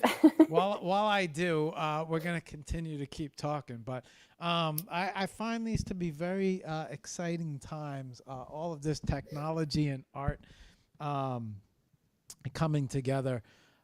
You will always any space that you hear me in, or any space that you that I take part in. Hang on one second. Let me switch the camera so you don't feel like you're talking to a chair. Am I back over here? Okay.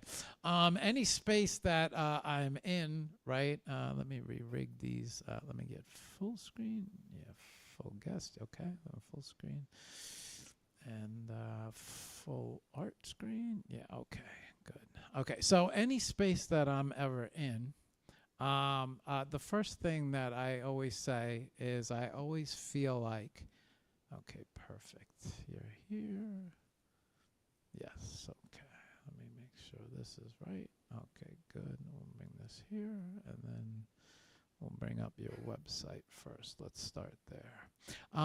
Any space that I'm always in, the first thing that I say is, I feel like it's artists' time, right?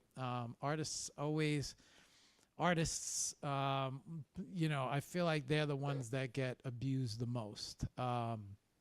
Not so much actors, not so much athletes, but, when it comes to photographers or illustrators, painters, anybody who works with corporate, right? you and I both know one image on a billboard in Times Square can completely sell a product. But what do they do most of the time? The majority of the time is they'll buy the copyright, or they'll just hire the photographer outright, the photographer or the artist outright, a drawing, maybe a digital drawing.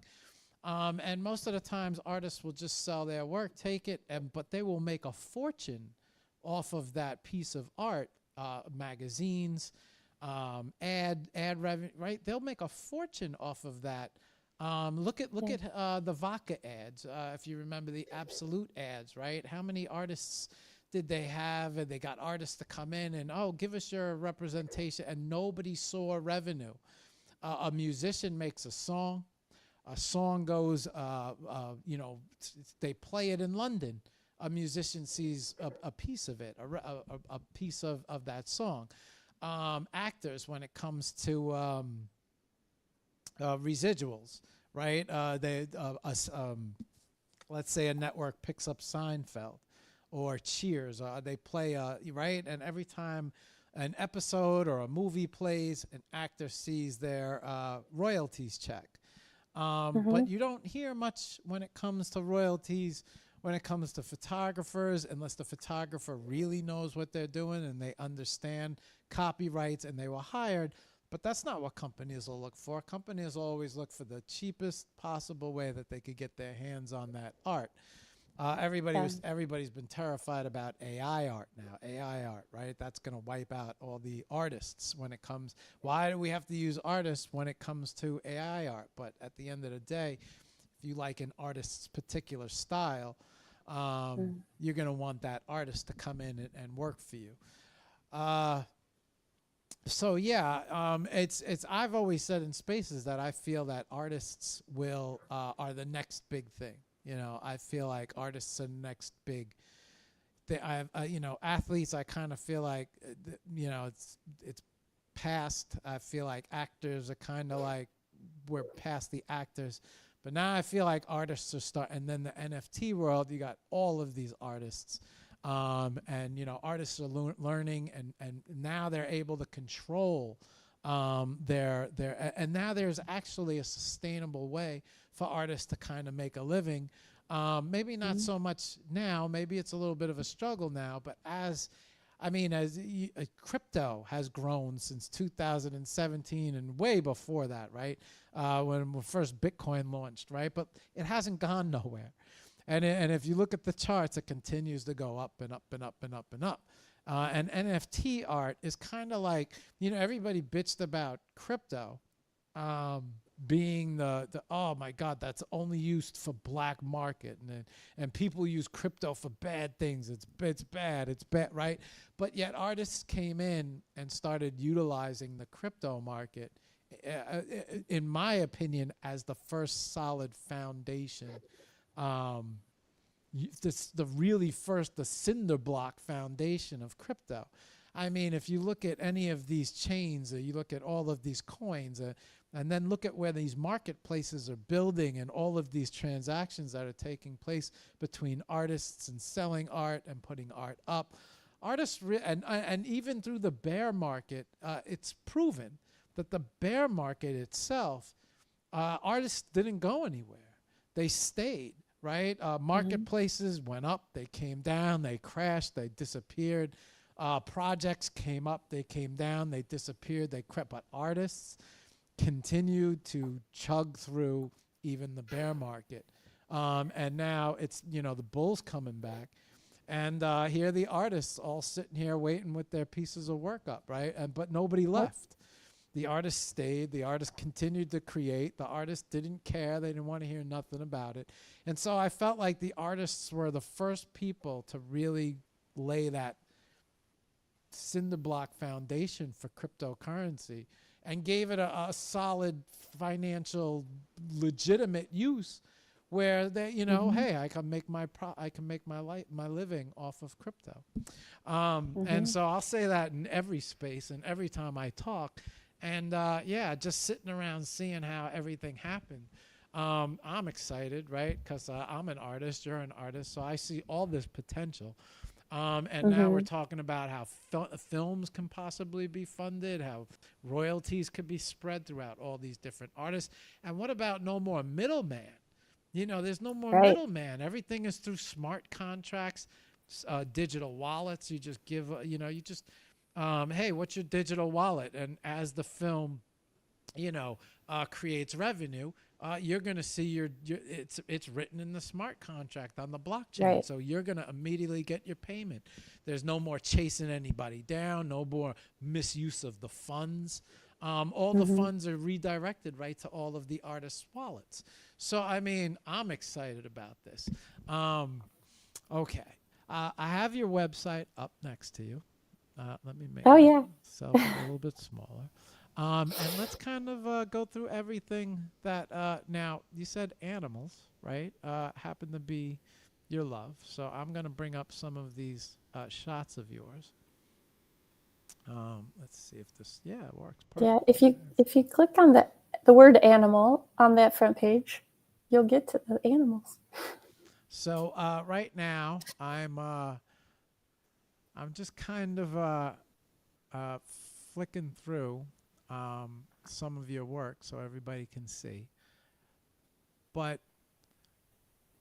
is it? Do you have a particular favorite when you shoot, or is it just anything? Like with fur, feathers, like I love animals, and I love to shoot animals. It's a very spiritual thing for me. I don't know if I have a favorite, but how about you? So the answer is no, but I'll tell you why. It's because I always say safari is a state of mind, and I'm always on safari. So whether I'm looking for like a lion or a frog or a bird or like, even a duck in the city pond, right? Like any kind of, I really am drawn to nearly every kind of animal. And I just like to see, what they're doing in their regular daily life. I love to get them looking straight into my camera, and that I feel like their eyes through the lens go straight to my heart. So whatever kind of animal it is, and I see you have this monkey shot on there. You can see that monkey is looking directly into my camera by looking in the mirror. So yeah, and so I do that with dogs. I do that with leopards. Any kind of animal that I love to get them looking straight into my lens. And it's, some people have animals like looking at the camera, but not really like through the lens. And like to me, it's got to be like straight through the lens for one of those shots. And so yeah, that's what I always strive for when it's you must possible. love zoos. Yeah. Well, sometimes, I mean, I really would rather, I know they're important. Not the fact that the animals are caged. Yeah. But it's beautiful to see them in real life, but I'd rather that they be out there and roaming around. I agree. Yeah. They do some good work, so I'm not gonna make any discouraging remarks. I love I was very big on shooting fish for a little while, and somebody said to me, okay, now I don't this was an interesting take on this, right? But she said, when I look at your fish photos or your animal photos in general, right? Your animals look like they have personality. You've captured their personality. All the fish look like they're looking at you. You can see, and I didn't understand what she was saying. And then she was kind of showing me other pictures of people, and she's like, "Look, this looks like a dead fish, or this looks like a dead animal." So I think it's it's I see the same. When she said it like that, I was like, "Oh, that's." I never know. She's like, "What?" But I see the same in your animal shots, right? I feel like when you look at the animals, the way you capture them is so important because you capture their personality, and that shines through in your photography, in your works, right? Your animals look like you've captured you've captured their personalities so well, and a lot of that does have to do with the eyes. Hmm. Yeah, they don't look like, dead animal shots, right? Where they're Right. just kind of sitting there like, you know. Yeah. Yeah. How do you? So for me, right? I often say like you could go to someplace and shoot 500 shots, but please let me get maybe one or five photos, especially when it comes to animals. Hmm. Do you find that being the same? I mean, do you ever have a set where you go out and shoot 1,000 and you have 500 that you can't choose from, or does it always come out to be like 10 to 15? I'll let you go. Yeah. Yeah. I mean, I definitely know if I got it. The I've been known to shoot, thousands of shots of something that is just so rare, like the tigers. Like, oh my gosh, the tiger! It's yawning, it's sleeping, it's stretching. It's like every single thing about the tiger. They're not all going to make good like art pieces. So I know better than to try to put them all out. But I just can't help but shoot them if they're in front of me. So yeah, I'll take lots and lots of photos. But I try to limit it to what gets out there. They've got to be something very special about them for me to like share them with the world and not just keep them on my hard drive. Each one of them has something. I tend to go for like humor also. Like I see you flipping through a few of those. Some of them might kind of make you laugh a little bit. Like I definitely like kind of a silly side or something that is maybe anthropomorphic a bit. So have you any thoughts about underwater or any underwater photography? well, I do love going snorkeling here in San Diego. Okay. But for that, I've decided I'm not going to take a camera with me because it'll be one place that I'm not going to just try and work so hard to like enjoy it because it is it's just really relaxing to go snorkeling and just see what shows up and not be like, oh, I missed the shot, or like kind of stressing about trying to get good light or good visibility or different things like that. I'm just letting myself enjoy snorkeling. So I don't really have any plans right now to take a camera underwater, although I really love whales and I'd love to be out on a boat and like photographing whales doing their thing. So yeah, that might be in my future.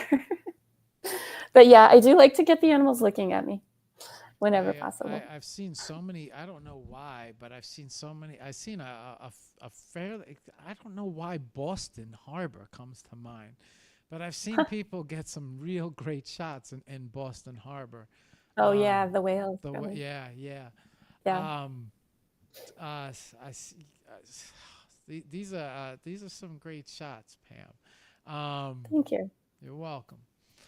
Do you how do you so when you're going through these, is it difficult to decide, or does the one that you do? I mean, even when you're shooting, do you? I mean, you mentioned that you know when you got it. Is that because you're looking at the back of the camera, or do you just know when you click it? No, I know when I don't have to look at the camera to know I got it. Okay. I can tell by, I mean, I might just like quickly look and go, is it in focus also? Like, because I know I got the thing I was looking for, but yeah. Um, and yeah, I definitely like street photography too, and that's kind of the same thing where it's like it has to be like something really, all the elements have to like line up perfectly in order to get to be part of what I'm going to show. So. Do you ever get a shot where you bring it? It looks like it's in focus on the screen, but then when you get it back, it's a little not. Yeah, it's heartbreaking because you're like, it will not work. Well, Yeah, at sometimes. one point in time, yeah, but now I think with AI, right? Oh, sure. Yeah. Aren't there so many more opportunities now with AI to possibly fix? I don't know if have you implemented it at all into your photography, or? I haven't, and the reason is embarrassing. It's because I have a very old computer and I can't even upgrade Photoshop anymore. So I'm waiting to up. Yeah, my computer's 10 years old. So I got to a certain level of the Adobe products, and then they're like, you have to have a whole new OS in order to like upgrade. So I don't actually have any of the AI. I'm not taking advantage of any of that in Photoshop. Not yet. Maybe after the new year, I'll like upgrade my whole system, and then I'll be off to the races. But yeah, no, to me it's either in focus or not, and it's either going to make it to the show or not. So Have you seen? I mean, it's crazy, right? Because I have not. I have not. I haven't. It's not that I have not the ability. I have the computer that has the ability. And right now we're showing some of your travel shots now. yeah, Romania. Those are from Romania.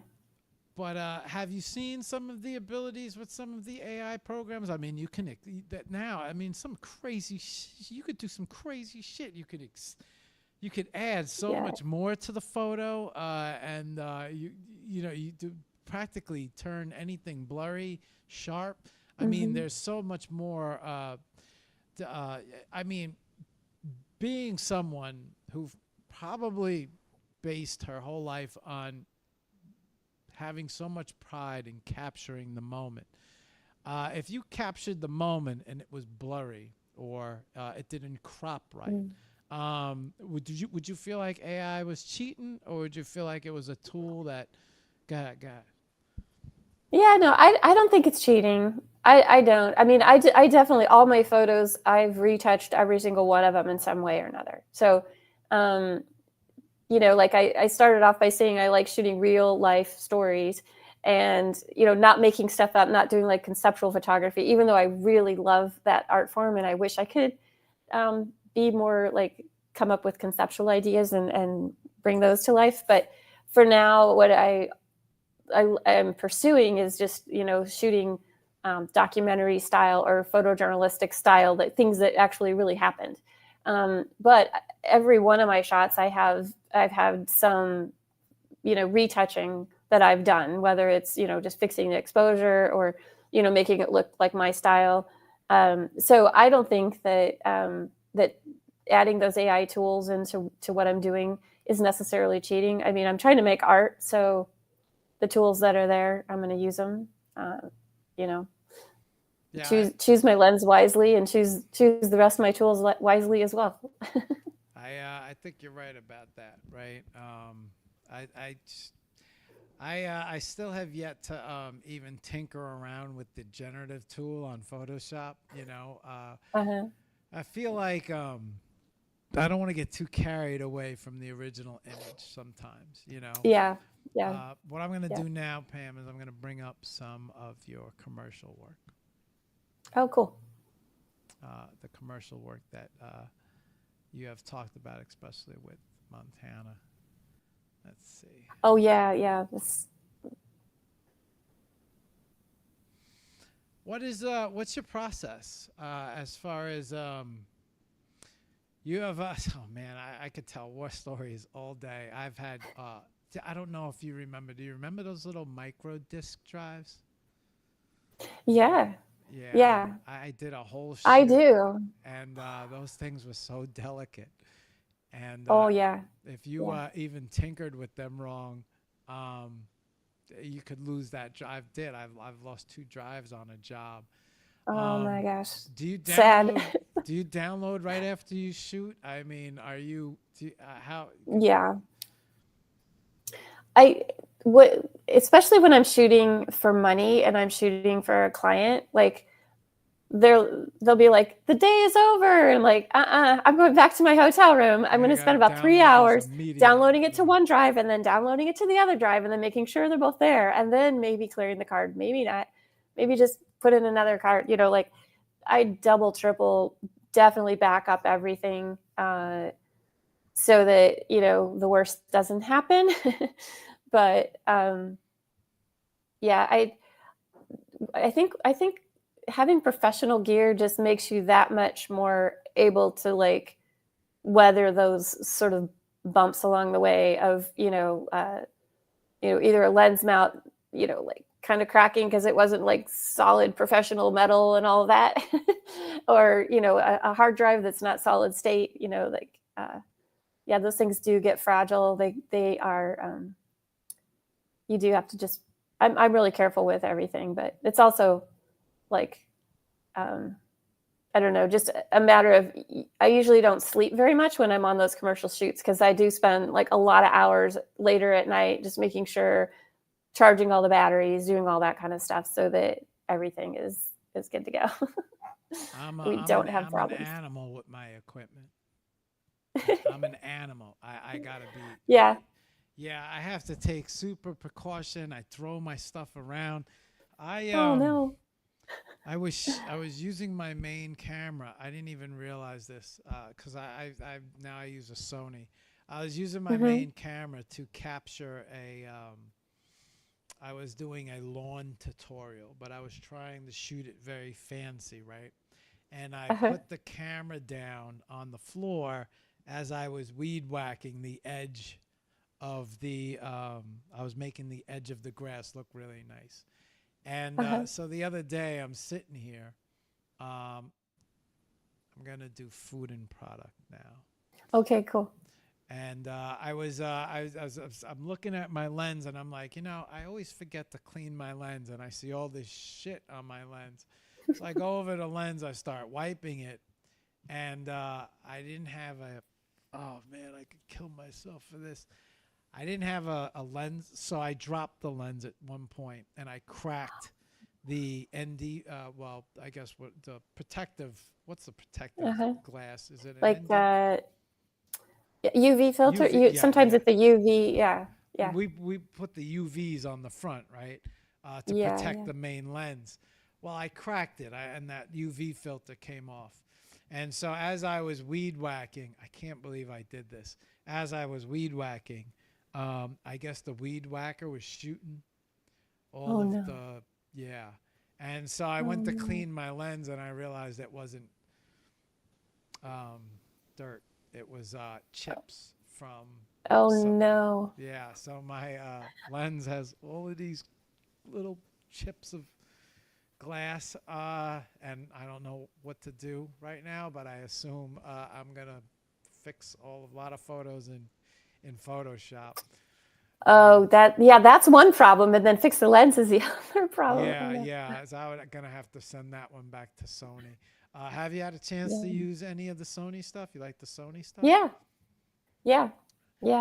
I like it. I was at a one of the conferences that B&H does, and they had a whole thing, and so you could just use any of the Sony cameras you wanted. And Sony's here in San Diego, so I have a friend acquaintance that works there, and able to try out any Sony gear that I want to. I actually took a Sony camera to India with me last time. It was the teeny tiny little, I want to say it was like an RX10 or something like that. It was like almost like their version of the GoPro. Okay. And so I could like film stuff just like, from the Jeep or whatever.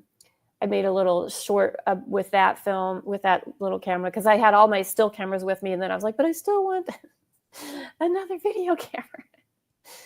So Sony's awesome.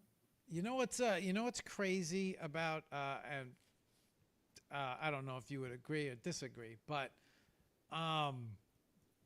do you ever find yourself getting into the habit of using your phone camera too much? Lately, I have. I do like to use it, but I try to use it as if it were a film camera. Like I try to just get like a perfect shot. And only like take one snapshot of it. And it's kind of this challenge that another photographer told me about that he tries to do. And he's like, look, I got the perfect shot with the phone. But with the phone, you can always like go into edit and you go, well, no, show me the original. And you get like more frame. And so that has saved a few shots just for that reason. But yeah, I find like when it's like really low light and I'm just like, out and about like early morning or later at night, shooting with my phone is just a little easier than the Canon because if I don't have a tripod with me or something, it's just you get a little sharper with the phone. I sometimes well, I mean, you know the difference between the phone and the professional camera, right? But the phone just becomes so easy to hold and film and Mm-hmm. shoot, and then it Mm-hmm. becomes this habit, and you know you have the sticks, and sometimes I have the shit, what's the name of the thing? Not the Ronin, not the DJI yes, or the yeah, DJI thing. Yeah. yeah, and Or like gimbal, like a gimbal. thank you. Yes. Yeah, so sometimes, you know, because it's just so small and easy, and then I'm like, and then I'll compare the footage, and there's no comparison when it comes to like a real rig, Yeah. right? And I'm like, why Yeah. didn't I shoot with my? But sometimes the phones now, the cameras and the imaging have become so good that Mm-hmm. I think it makes us lazier because it's like, oh, I don't want to pull out that big camera is such. I got batteries. I got to pull. I got to switch lenses, and it's so heavy. I got to put it on the gimbal. I just use my phone. But then you bring it. You know, you start downloading images, and you're like, what was I thinking? As I was being Yeah. lazy. But the phones have gotten seriously good, especially in the last maybe 3 to 5 years. Um, Mm-hmm. Mm-hmm. is Have you ever messed around with any the Samsung phone cameras at all, or have you? No, my mom has one, and when she and I travel together, we go out and shoot photos all the time because that's the thing we like to do together. And we're both envious over each other's phones. Like her Samsung has like such a interesting frame. It's Yeah, like yeah, different, bigger than what I've got, but she likes the right. color on my iPhone, and so we're like, "What?" So she's thinking of switching, and I'm just like, oh, maybe I should get one of those just to be a camera. But Have you yeah, ever messed around with the lenses that snap onto the camera? I mean, Apple, right? They make the extendable lenses and the piece that's not. I mean, you could really, yeah, yeah, you could Apple. really deck That it out. yeah, that Apple camera has become such a camera culture of Yeah. shooters that they've added so many accessories. But you're right. The I love my Android. I love that. I love the Samsung camera in that. I love Yeah. that camera in that. It just gives you such, and then you could even extend it. You could get so much more into the frame. Very Hmm. interesting.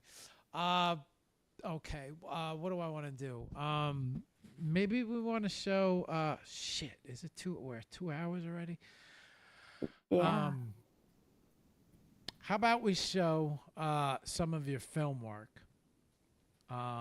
Or how about we show some of you want to show maybe one or two of these trailers? We could show, if you want to show a trailer, I would say maybe the Ecology of Jazz trailer would be one to look at. Okay. But it's like 2 minutes long, so that might be, I don't know if that's too long No, for you that's or not. cool. But Yeah, let it but play. if not, then we could take a look at maybe one of the like super short little like moments from the Little Red Truck or something. But yeah, we could take a look at the Ecology of Jazz trailer. I think that would be really cool. That's one that is an award-winning. It's an award-winning film. It was award-winning for cinematography, so I kind of like that part. Well, okay, I'll tell you what. I'm gonna let you choose. Well, and you know Yeah, what, Pam? Just so you're gonna come back on the show, right? So, because I don't see you, sure. I see you evolving as things evolve too, right? You've been here Yeah. since the beginning, and I don't see you going anywhere. There's people who come and go, and then there's people who like are seeing all of the just the wealth of it, of taking advantage of everything that's taking place. Yeah. And not Yeah. only you didn't just come in as an artist, you came in as someone who said, "I want to help everything move forward too," which is Hmm. what got you in the Sloigo, which is why you're a part of Vitruvio. You're Hmm. helping these uh, you're helping the culture of the NFTs grow. So you're more than just an artist sitting in the NFT world. You're actually a part of it growing. So I don't see you going anywhere anytime soon, which means you'll be an evolving Let's hope story. so. Yeah. Um, Yeah. you tell me what do you think we should Yeah. do? let's play the trailer for The Ecology of Jazz. I think you have it there in the link tree. I do. Yeah, and it should take you straight to the YouTube version of that trailer. Okay. Hang on a second. Let me bring this. Okay, I got it. All right. Hang on 1 second. I'm going to make it big screen for everybody, and we'll be right back. And I'll be quiet. Is it playing? We'll be right back. Hang on.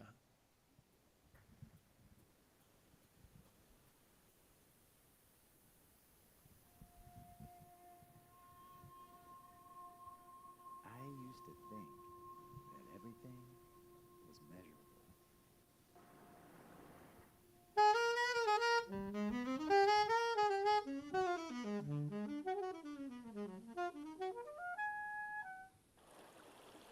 And that somehow we could reduce everything we know into something explainable.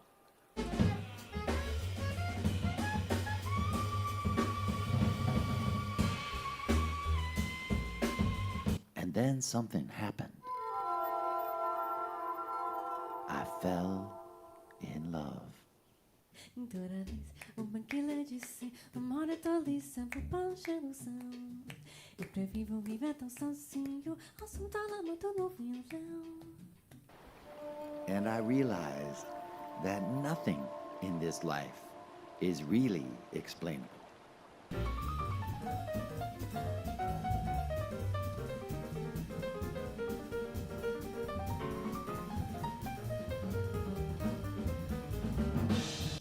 You see, there are the places in between what we know, the moments that we give ourselves to breathe, and that expanse of time and space that lives between the measurable experience.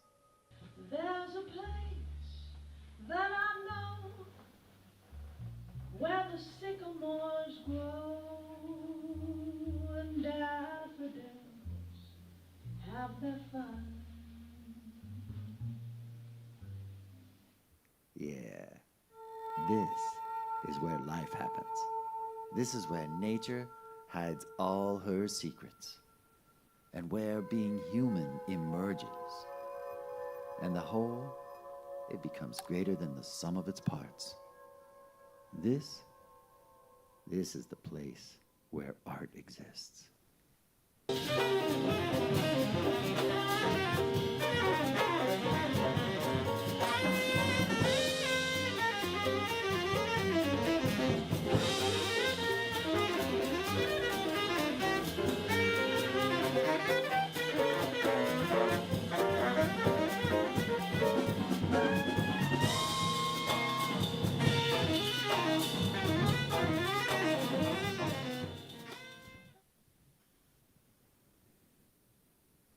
Okay, we're back. Let's play another one. Okay. What's up, Martha? So, do you want to watch another film trailer? Do you want to watch yes. the film? Okay, let's watch the Little Red Truck film trailer. Okay. And you'll recognize the voice. I believe it's J.K. Simmons is the narrator of this trailer. Okay. And he actually played himself in the documentary for just a short little bit. But yeah, it was fun to work with him. Introducing the Anchor Prime chart. YouTube loves to throw in commercials, let me tell you. Oh, yeah, sorry. So popular. All right, we'll be right back. Hang on.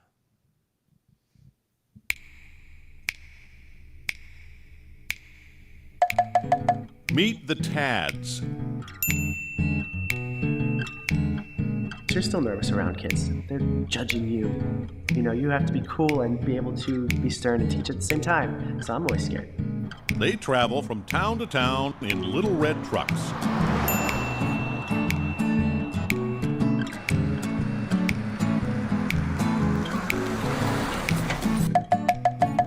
Meet the kids. Can you keep your hands to yourself, please? I need to listen and follow directions. This year in 3rd grade, I had a lot of trouble with Miss McClendon. They've never met each other. Come to the hand, people. But together, they'll take on the impossible. They'll stage a full-scale professional musical in just 6 days. To be or not to be, that is the question.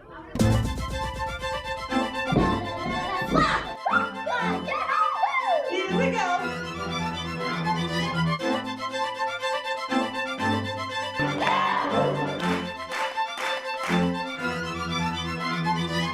You're seeing kids have, in many cases, a first experience with the arts in general. If for one moment that child feels that somebody believes in them, that's what it's all about. There are thousands of kids still out there that are waiting to teach me about who I am.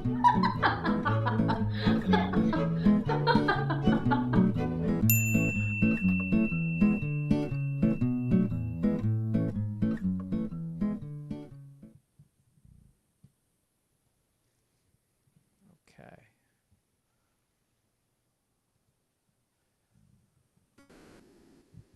All right. Awesome. We're back. Okay. How long's the True Wolf trailer? It's probably about the same amount. Do you want to watch that one? We can. Yeah, I do. Let's play this Okay. one as well. Yeah. Let's chat.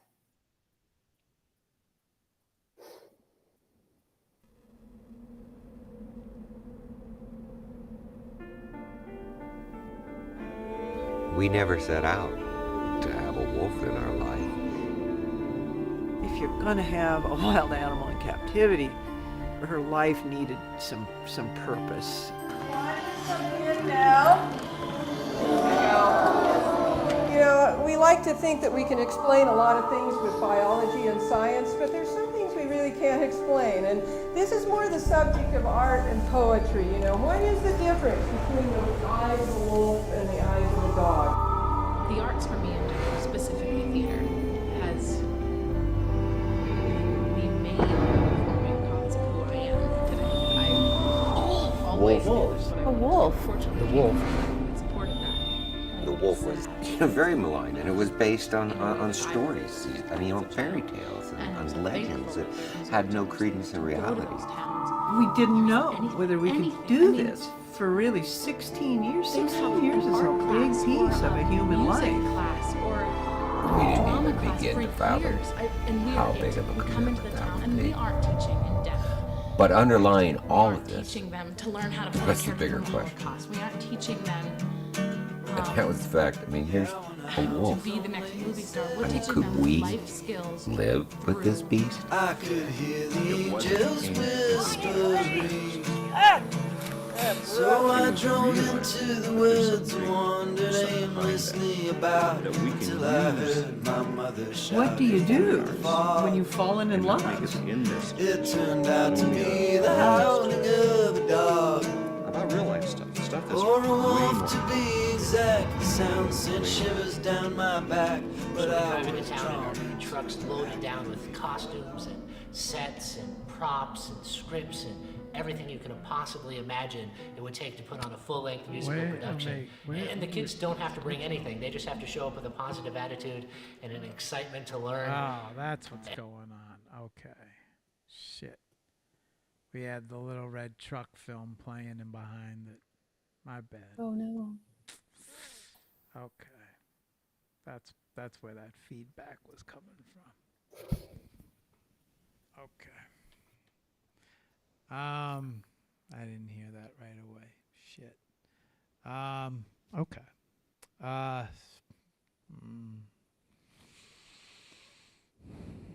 Okay. Pam. Is the whole thing played? That's so funny. No, it was just so the Little Red Truck film, I guess, started. It started. Oh, okay. Yeah, while I was Gotcha. playing the True Wolf, I was like, "Where's this?" Well, they can find it and listen to it separately if they want. Thank you, Pam. It'll be right there. Not to mention that we have your link tree open as well, so they know where to look. Yeah. Yeah. Okay, so we're about 2 hours and 15 in. Let's start wrapping it up. Sounds good. Pam, I have your link tree up, but maybe you could just let everybody know where they can find you, best place to look for you, contact you, reach out to you, right? So many different things going on. You have the photography going on, the cinematography going on. You also have the whole NFT end of it going on. And then everything that you have going on with Vitruvio at the time as well. So what's the best place for someone to, if someone wants to reach out to you, find you, how does that all happen? Like where should we send them? You could send them to pamvoth.net. That's my website. I've got a contact form on there, but my DMs are open on X. So on X, I'm Pam Voth, and it's pretty easy to find me. My DMs are open. If someone wants to drop me a note there, that's cool. I do have an Instagram account. I have to say I'm not always on Instagram. I started to, I know I should probably be on there more, but with the whole NFT thing being sort of centered in the X space for pretty solidly, I tend to like spend more time there for several reasons. But yeah, I'd say find me on X and drop me a DM if you wanted to learn any more. Okay. Well, I have what I did do just for video purposes is I opened up your LinkedIn. I opened up your IG. I had your X up, and I had your website up as well as your link tree. So we got everything in here. So at least it's embedded in the video, and you told them. Give me one second. Let me reset these screens and let me get back to normality here, so we could close out the show, and I could close out the show. All right, here we go. We're all set. Yeah, everything's back to normal. Good. Okay. I see all you guys over there on IG, and I'm sorry I missed you, but it's good to see all you guys. I'll come back and give shout outs to everybody. X, unfortunately, I don't know if any of you guys dropped comments, but I didn't have the window open, so I don't know if you guys said hello or who was here, so don't be upset if I don't give shout outs on X. Mafa, I do see you, but I was a little late over there, so just letting you guys know I see you. Okay. Pam.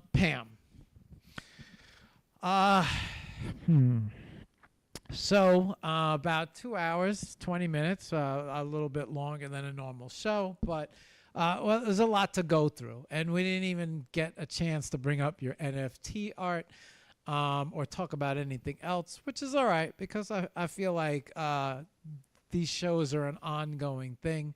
Hang on, let me change back the camera. I almost forgot, so you could at least see me talk to you. Yeah. That way you don't feel like you're talking to an empty chair. How's that? Is that better? Yeah, that's better. Okay, so, there was a lot to unpack. Not only your art, but all of your involvement in the NFT world. There was a lot to go over. So, I wanted to touch on a lot of stuff. We didn't even get to show your NFT work. So you got to come back. We got to go, and then of course we're going to do an update for future. We want to know what's going on, and then so forth and so on. So maybe a little bit down the road you come back on, but NFTs get such a bad rap, right? You talk about NFTs, what's the first thing people say? Why would I buy a JPEG if I could just download it, right? That's usually the first thing that comes out of someone's mouth.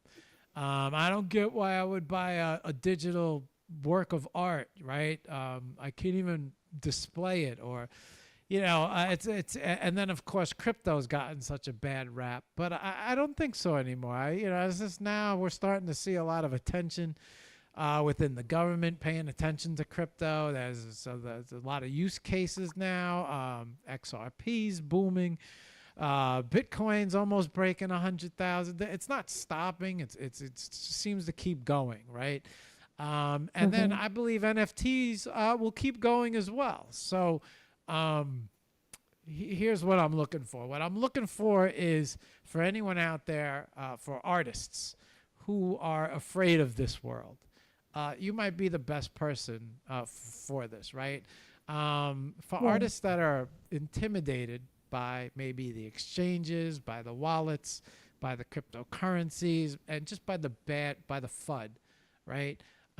Maybe you could leave us with some inspirational thoughts, some words for everyone out there who might be a little weary about getting into this arena, right? Onboarding seems to be your thing. Now you're part of the Vitruvio team and Exhibit Marketplace. And then, of course, everything we talked about as far as NFTs becoming part of film. Maybe you could just leave us off on some inspirational words, some thoughts, and especially where you see this all headed. Why don't you pick it up from there? I'll kind of do this in maybe like kind of two parts. One of them is to just say that, you know, this is a really big renaissance happening in art, and the fact that we can rely on the provenance of a piece of artwork, you know, like who made it, who owned it next. I mean, that is something that the art world has been doing for years and years and years. It used to be that the artist would, you know, if they would gift it to another person, or if that person would buy it, you know, those names would be recorded on the back of that painting. And so you had the provenance and you knew that that was the actual painting. And so now we're doing that sort of provenance tracking through the blockchain, through smart contracts and everything. So it's something that's not, I don't believe it's going to go away. I think that we're just all going to like learn to grow into it. I think that the other side of the coin is that we want to make it easy for artists to onboard. And that's one thing that Vitruvio is doing an amazing job at, I think.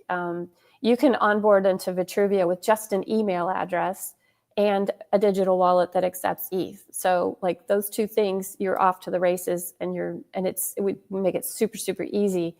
But the model that Vitruvio is doing, it sort of answers that like, why would I just want to have a JPEG? Well, Vitruvio built Exhibit so that an artist can license a single piece of art in many different ways. So you can license it as a one-of-one. You can license it as an edition. You can do a print license. You can do a print on demand, where you could get that artwork printed on sneakers or on a shirt or a tote bag or something like that.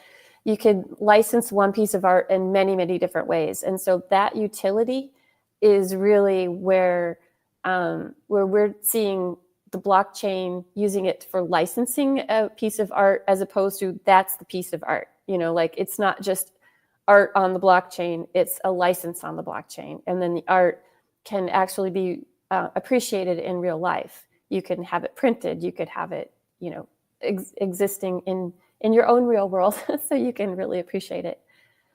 So I think it's, you know, I've heard on more than one occasion an art collector who's like serious, dyed-in-the-wool kind of art collector, that maybe they're in their 80s. They come to an NFT gallery and they say, tell me about these NFTs. I want to know all about it, because real art collectors have kept up to speed as art has gone through all these different modes, whether it's like modern art, postmodern art, you know, like, you know, when things went from one style to another, real serious art collectors who consider themselves, you know, connoisseurs of what's the newest and the latest, they want to know about this. And I think that, you know, that really gives a legitimacy to this whole world of NFTs. And even in Vitruvio, we don't call it NFTs, we call it digital assets, because that just sounds a little more friendly and onboardable.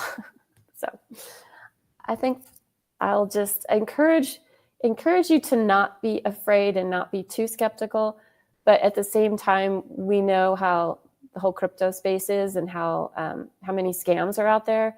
And I think anyone who's going to get into this should really go in with an open mind, but also go in with a good guide who can kind of steer you away from the pitfalls that scammers are so easily able to lure you into. And it's basically you're in charge of your own security when you're out here in the crypto world. So, know what you need to do to keep your wallet safe, know what you need to do to keep, your coin safe. It's like private keys, don't give them to anybody. then you should be safe. So be careful for the links you click on. I like to refer to them as digital collectibles myself. I feel like yeah. I feel like a digital collectible is such a much better. It's friendly. Right. And people love the word collectible. Yes. Yeah. Oh, they love it. Okay. Pam. So, last question of the night. Well, hang on. First, I want to thank you for coming on the show. I want to thank you for taking your time and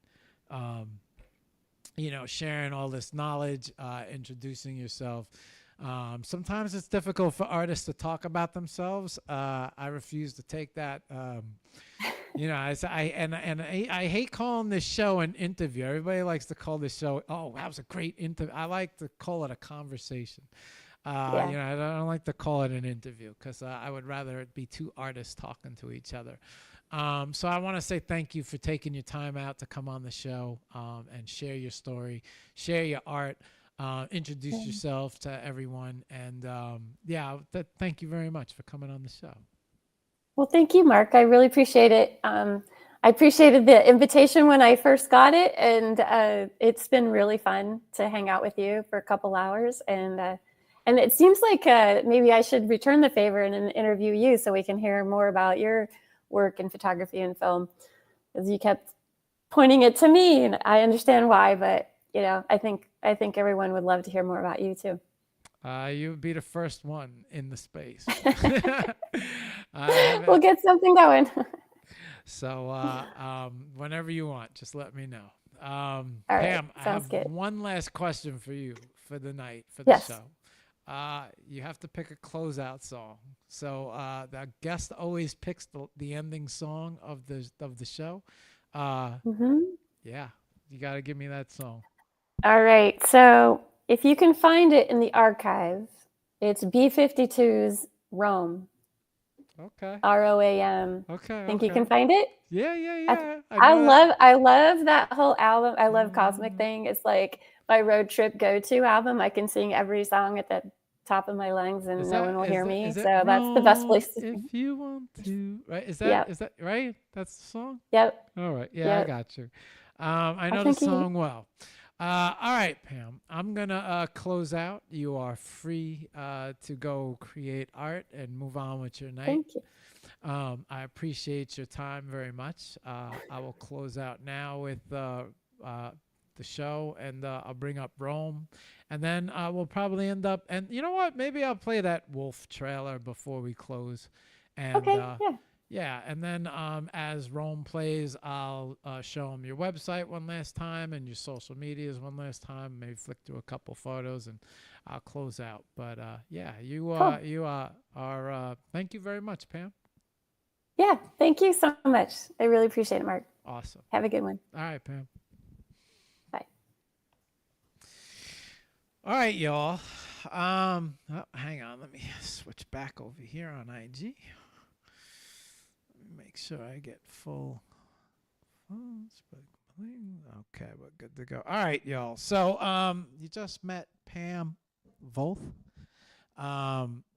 She I didn't even get a chance to talk to her about the first time I met her with montage and how I submitted to this I didn't even know what I was doing at the time. I had submitted some work to Super Rare and I got accepted, and it was my first time, and that was my first introduction to Pam. We spoke really briefly. She actually guided me towards getting onto Sloika at the time and helped me out with being accepted to Sloika. And that was kind of like my first interaction with Pam. And then our paths had not crossed again until Sketch and Shira with the super community came to me with an idea and said, hey, Mark, we want to do some community shows so we can get some eyes on some artists and we could give them a chance to speak. And so Vitruvio happened to be one of the communities that took part in the Super Community Gallery, Linked by Love, Linked by Art showcase. And so I got a chance to meet Pam again. And this time she was on the Vitruvio show, which you guys can find on YouTube. You can find that on X. I think it's a lot of different places. You can find that on Facebook. Yeah, it's I don't know if it's on IG. I don't think we were up on IG at that time, but you can find it 3 other different places if you want to check out Pam's show with the community show for Vitruvio, for Linked by Love and Linked by Art. And then, I thought it just made sense to have her come on as an artist because a lot of us in this digital collectible world are artists, and artists are building and artists are being artists. And so, I thought it would be a smart thing to have her on. And what a good show. I got a chance to talk shop. Normally, I don't have photographers on. So it was nice to not only be able to rap with a photographer for a little bit, but to talk about equipment and all the changes over the years and the digital equipment and how it went from analog to digital. And then even get to talk to her a little bit about filmmaking and film sets. For me, an awesome show. So whenever I have an awesome show, I know it's an awesome show for everyone else. So that was my chance to have a conversation with Pam. And what a great one it was. On that note, the rest of the week, okay. So we have a community show this week. But it's at 1 a.m. Eastern time. It's also at 9 a.m. Moscow time. We'll have Cactus Boom on. That'll be the community show with Linked by Love, Linked by Art. We'll be doing that Wednesday night at 1 a.m. Is that right? Yeah, Wednesday night at 1 a.m. Wednesday night at 1 a.m. And then I don't know if we have an AI show this week, which is Art Intelligence, where we teach. If it does happen, it'll happen last minute. Tomorrow morning.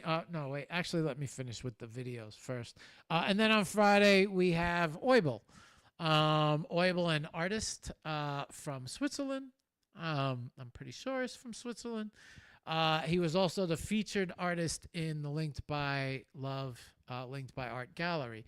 He's actually he's coming on Friday. So we'll see him on Friday. That's 9 a.m. Eastern Standard Time. So we'll have Oibel at the end of the week. We got Cactus Boom middle of the week. We might even have a show with Josh from Echo Cat, Echo Coin. But I'm not sure when that's going to happen. That might happen this week. I'm waiting on him to confirm for when he's ready. And then, of course, spaces. I only do 2 spaces. Tomorrow, you could catch me at 9 a.m. to 11 a.m. with the Linked by Love, Linked by Art crew. Shira and Sketch will be doing a space tomorrow. And then on Friday, my favorite space, TGIF. With Sun and Alina. So that's pretty much the schedule for the week. I don't think there's anything else more exciting to talk about. Hope everybody enjoyed their Thanksgiving, had a good holiday. It's Monday. I want to wish you guys a great week. Stay up, stay positive. I think I pretty much talked about everything. I don't think there's anything else. So other than that, y'all, it's always a good time to create art. So on that note, y'all, I'll see you guys on the next show, which will be the Super Community Show on Wednesday night at 1 a.m. It'll be a little bit late our time, but in Moscow, it'll be popping. So On that note, let me bring up, let's see, let me bring up Rome. We're going to close out on Rome.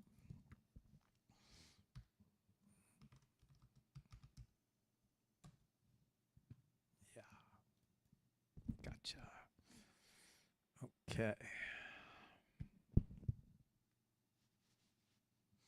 Oh, yeah. And before we do that, let's do some shout outs.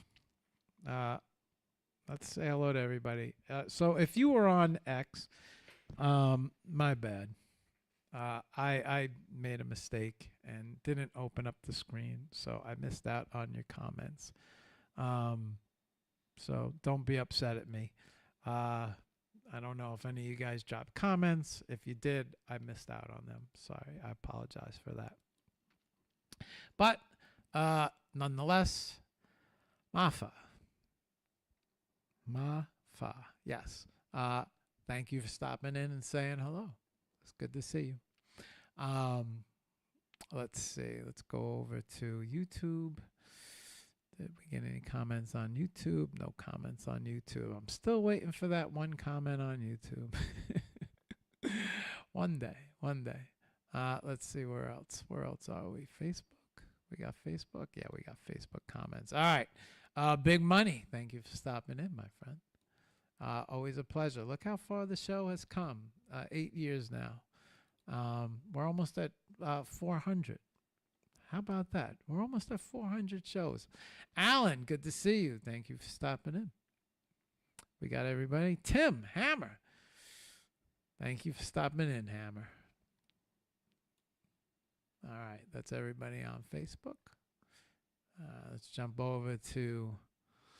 All right, let's go. Let's jump over to IG. What's up, all you guys on IG?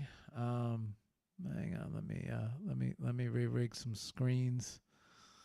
And let me bring up some cams. There we go. Yeah, okay. We got this. Yeah. Actually, let me do this. Okay. All right. Over on IG. Good to see you guys. Lovely. Thank you for stopping in. Liz, thank you for stopping in. Vin, good to see you. Thank you for stopping in. Matt the Banker. Long time. Matt, I am dying to know if you still have your XRP. I hope so, because you will be in extremely good mood. I've been thinking about texting you all day just to see if you held on to that XRP. Mario, thank you for stopping in. Rob, good to see you. Thank you for stopping in. Photoshop Universe, thank you for stopping in. Marisa, thank you for stopping in. Have a good time in Art Basel. I think you're down there right now. I'm pretty sure. Yeah, that's about to kick off. Have a good time down there for me. Send off. Thank you for stopping in. Raleigh, thank you for stopping in. Young Stacks, thank you for stopping in. Robbie, good to see you. Thank you for stopping in. Pete, thank you for stopping in. Mo and the Sun, thank you for stopping in. Zara, thank you for stopping in. Saha, thank you for stopping in. And Jason, good to see you. All right, y'all. On that note, we're going to kick it off here with a little music that has been requested. Let's bring this up. Yeah. Let's go. All right. Let's, oh, you know what? No, I said that we were going to play this before we left, and we will. All right. Hang on. Let's get this right. I just want to make This is not what I was looking for. love to. Where did this come from? There we go. This is what I'm looking for.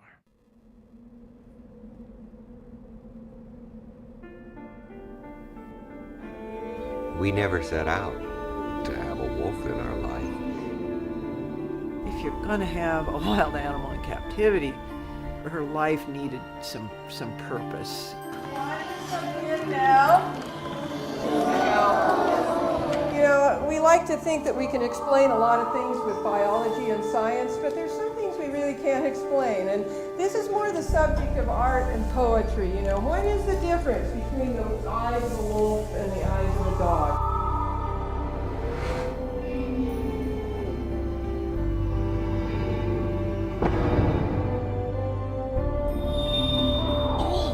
Wolves. A wolf. The wolf. The wolf was very maligned, and it was based on stories. I mean, on fairy tales and on legends that had no credence in reality. We didn't know whether we could do this for really 16 years. 16 years is a big piece of a human life. We didn't even begin to fathom how big of a commitment that would be. But underlying all of this was the bigger question.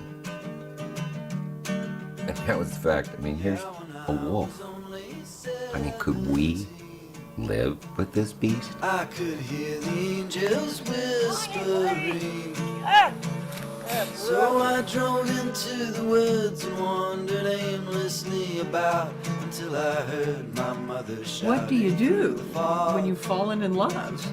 It turned out to be the howling of a dog, or a wolf to be exact. The sound sent shivers down my back, but I was drawn into the pack, and before long. All right, we had to get that right. And on that note, let's bring up Pam's site, and we'll see everybody next show.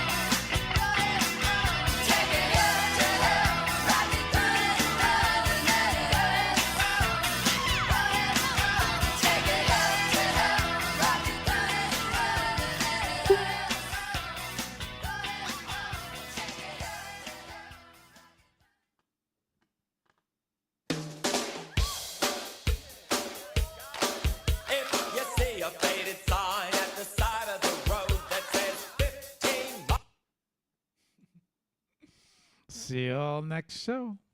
Till then, peace.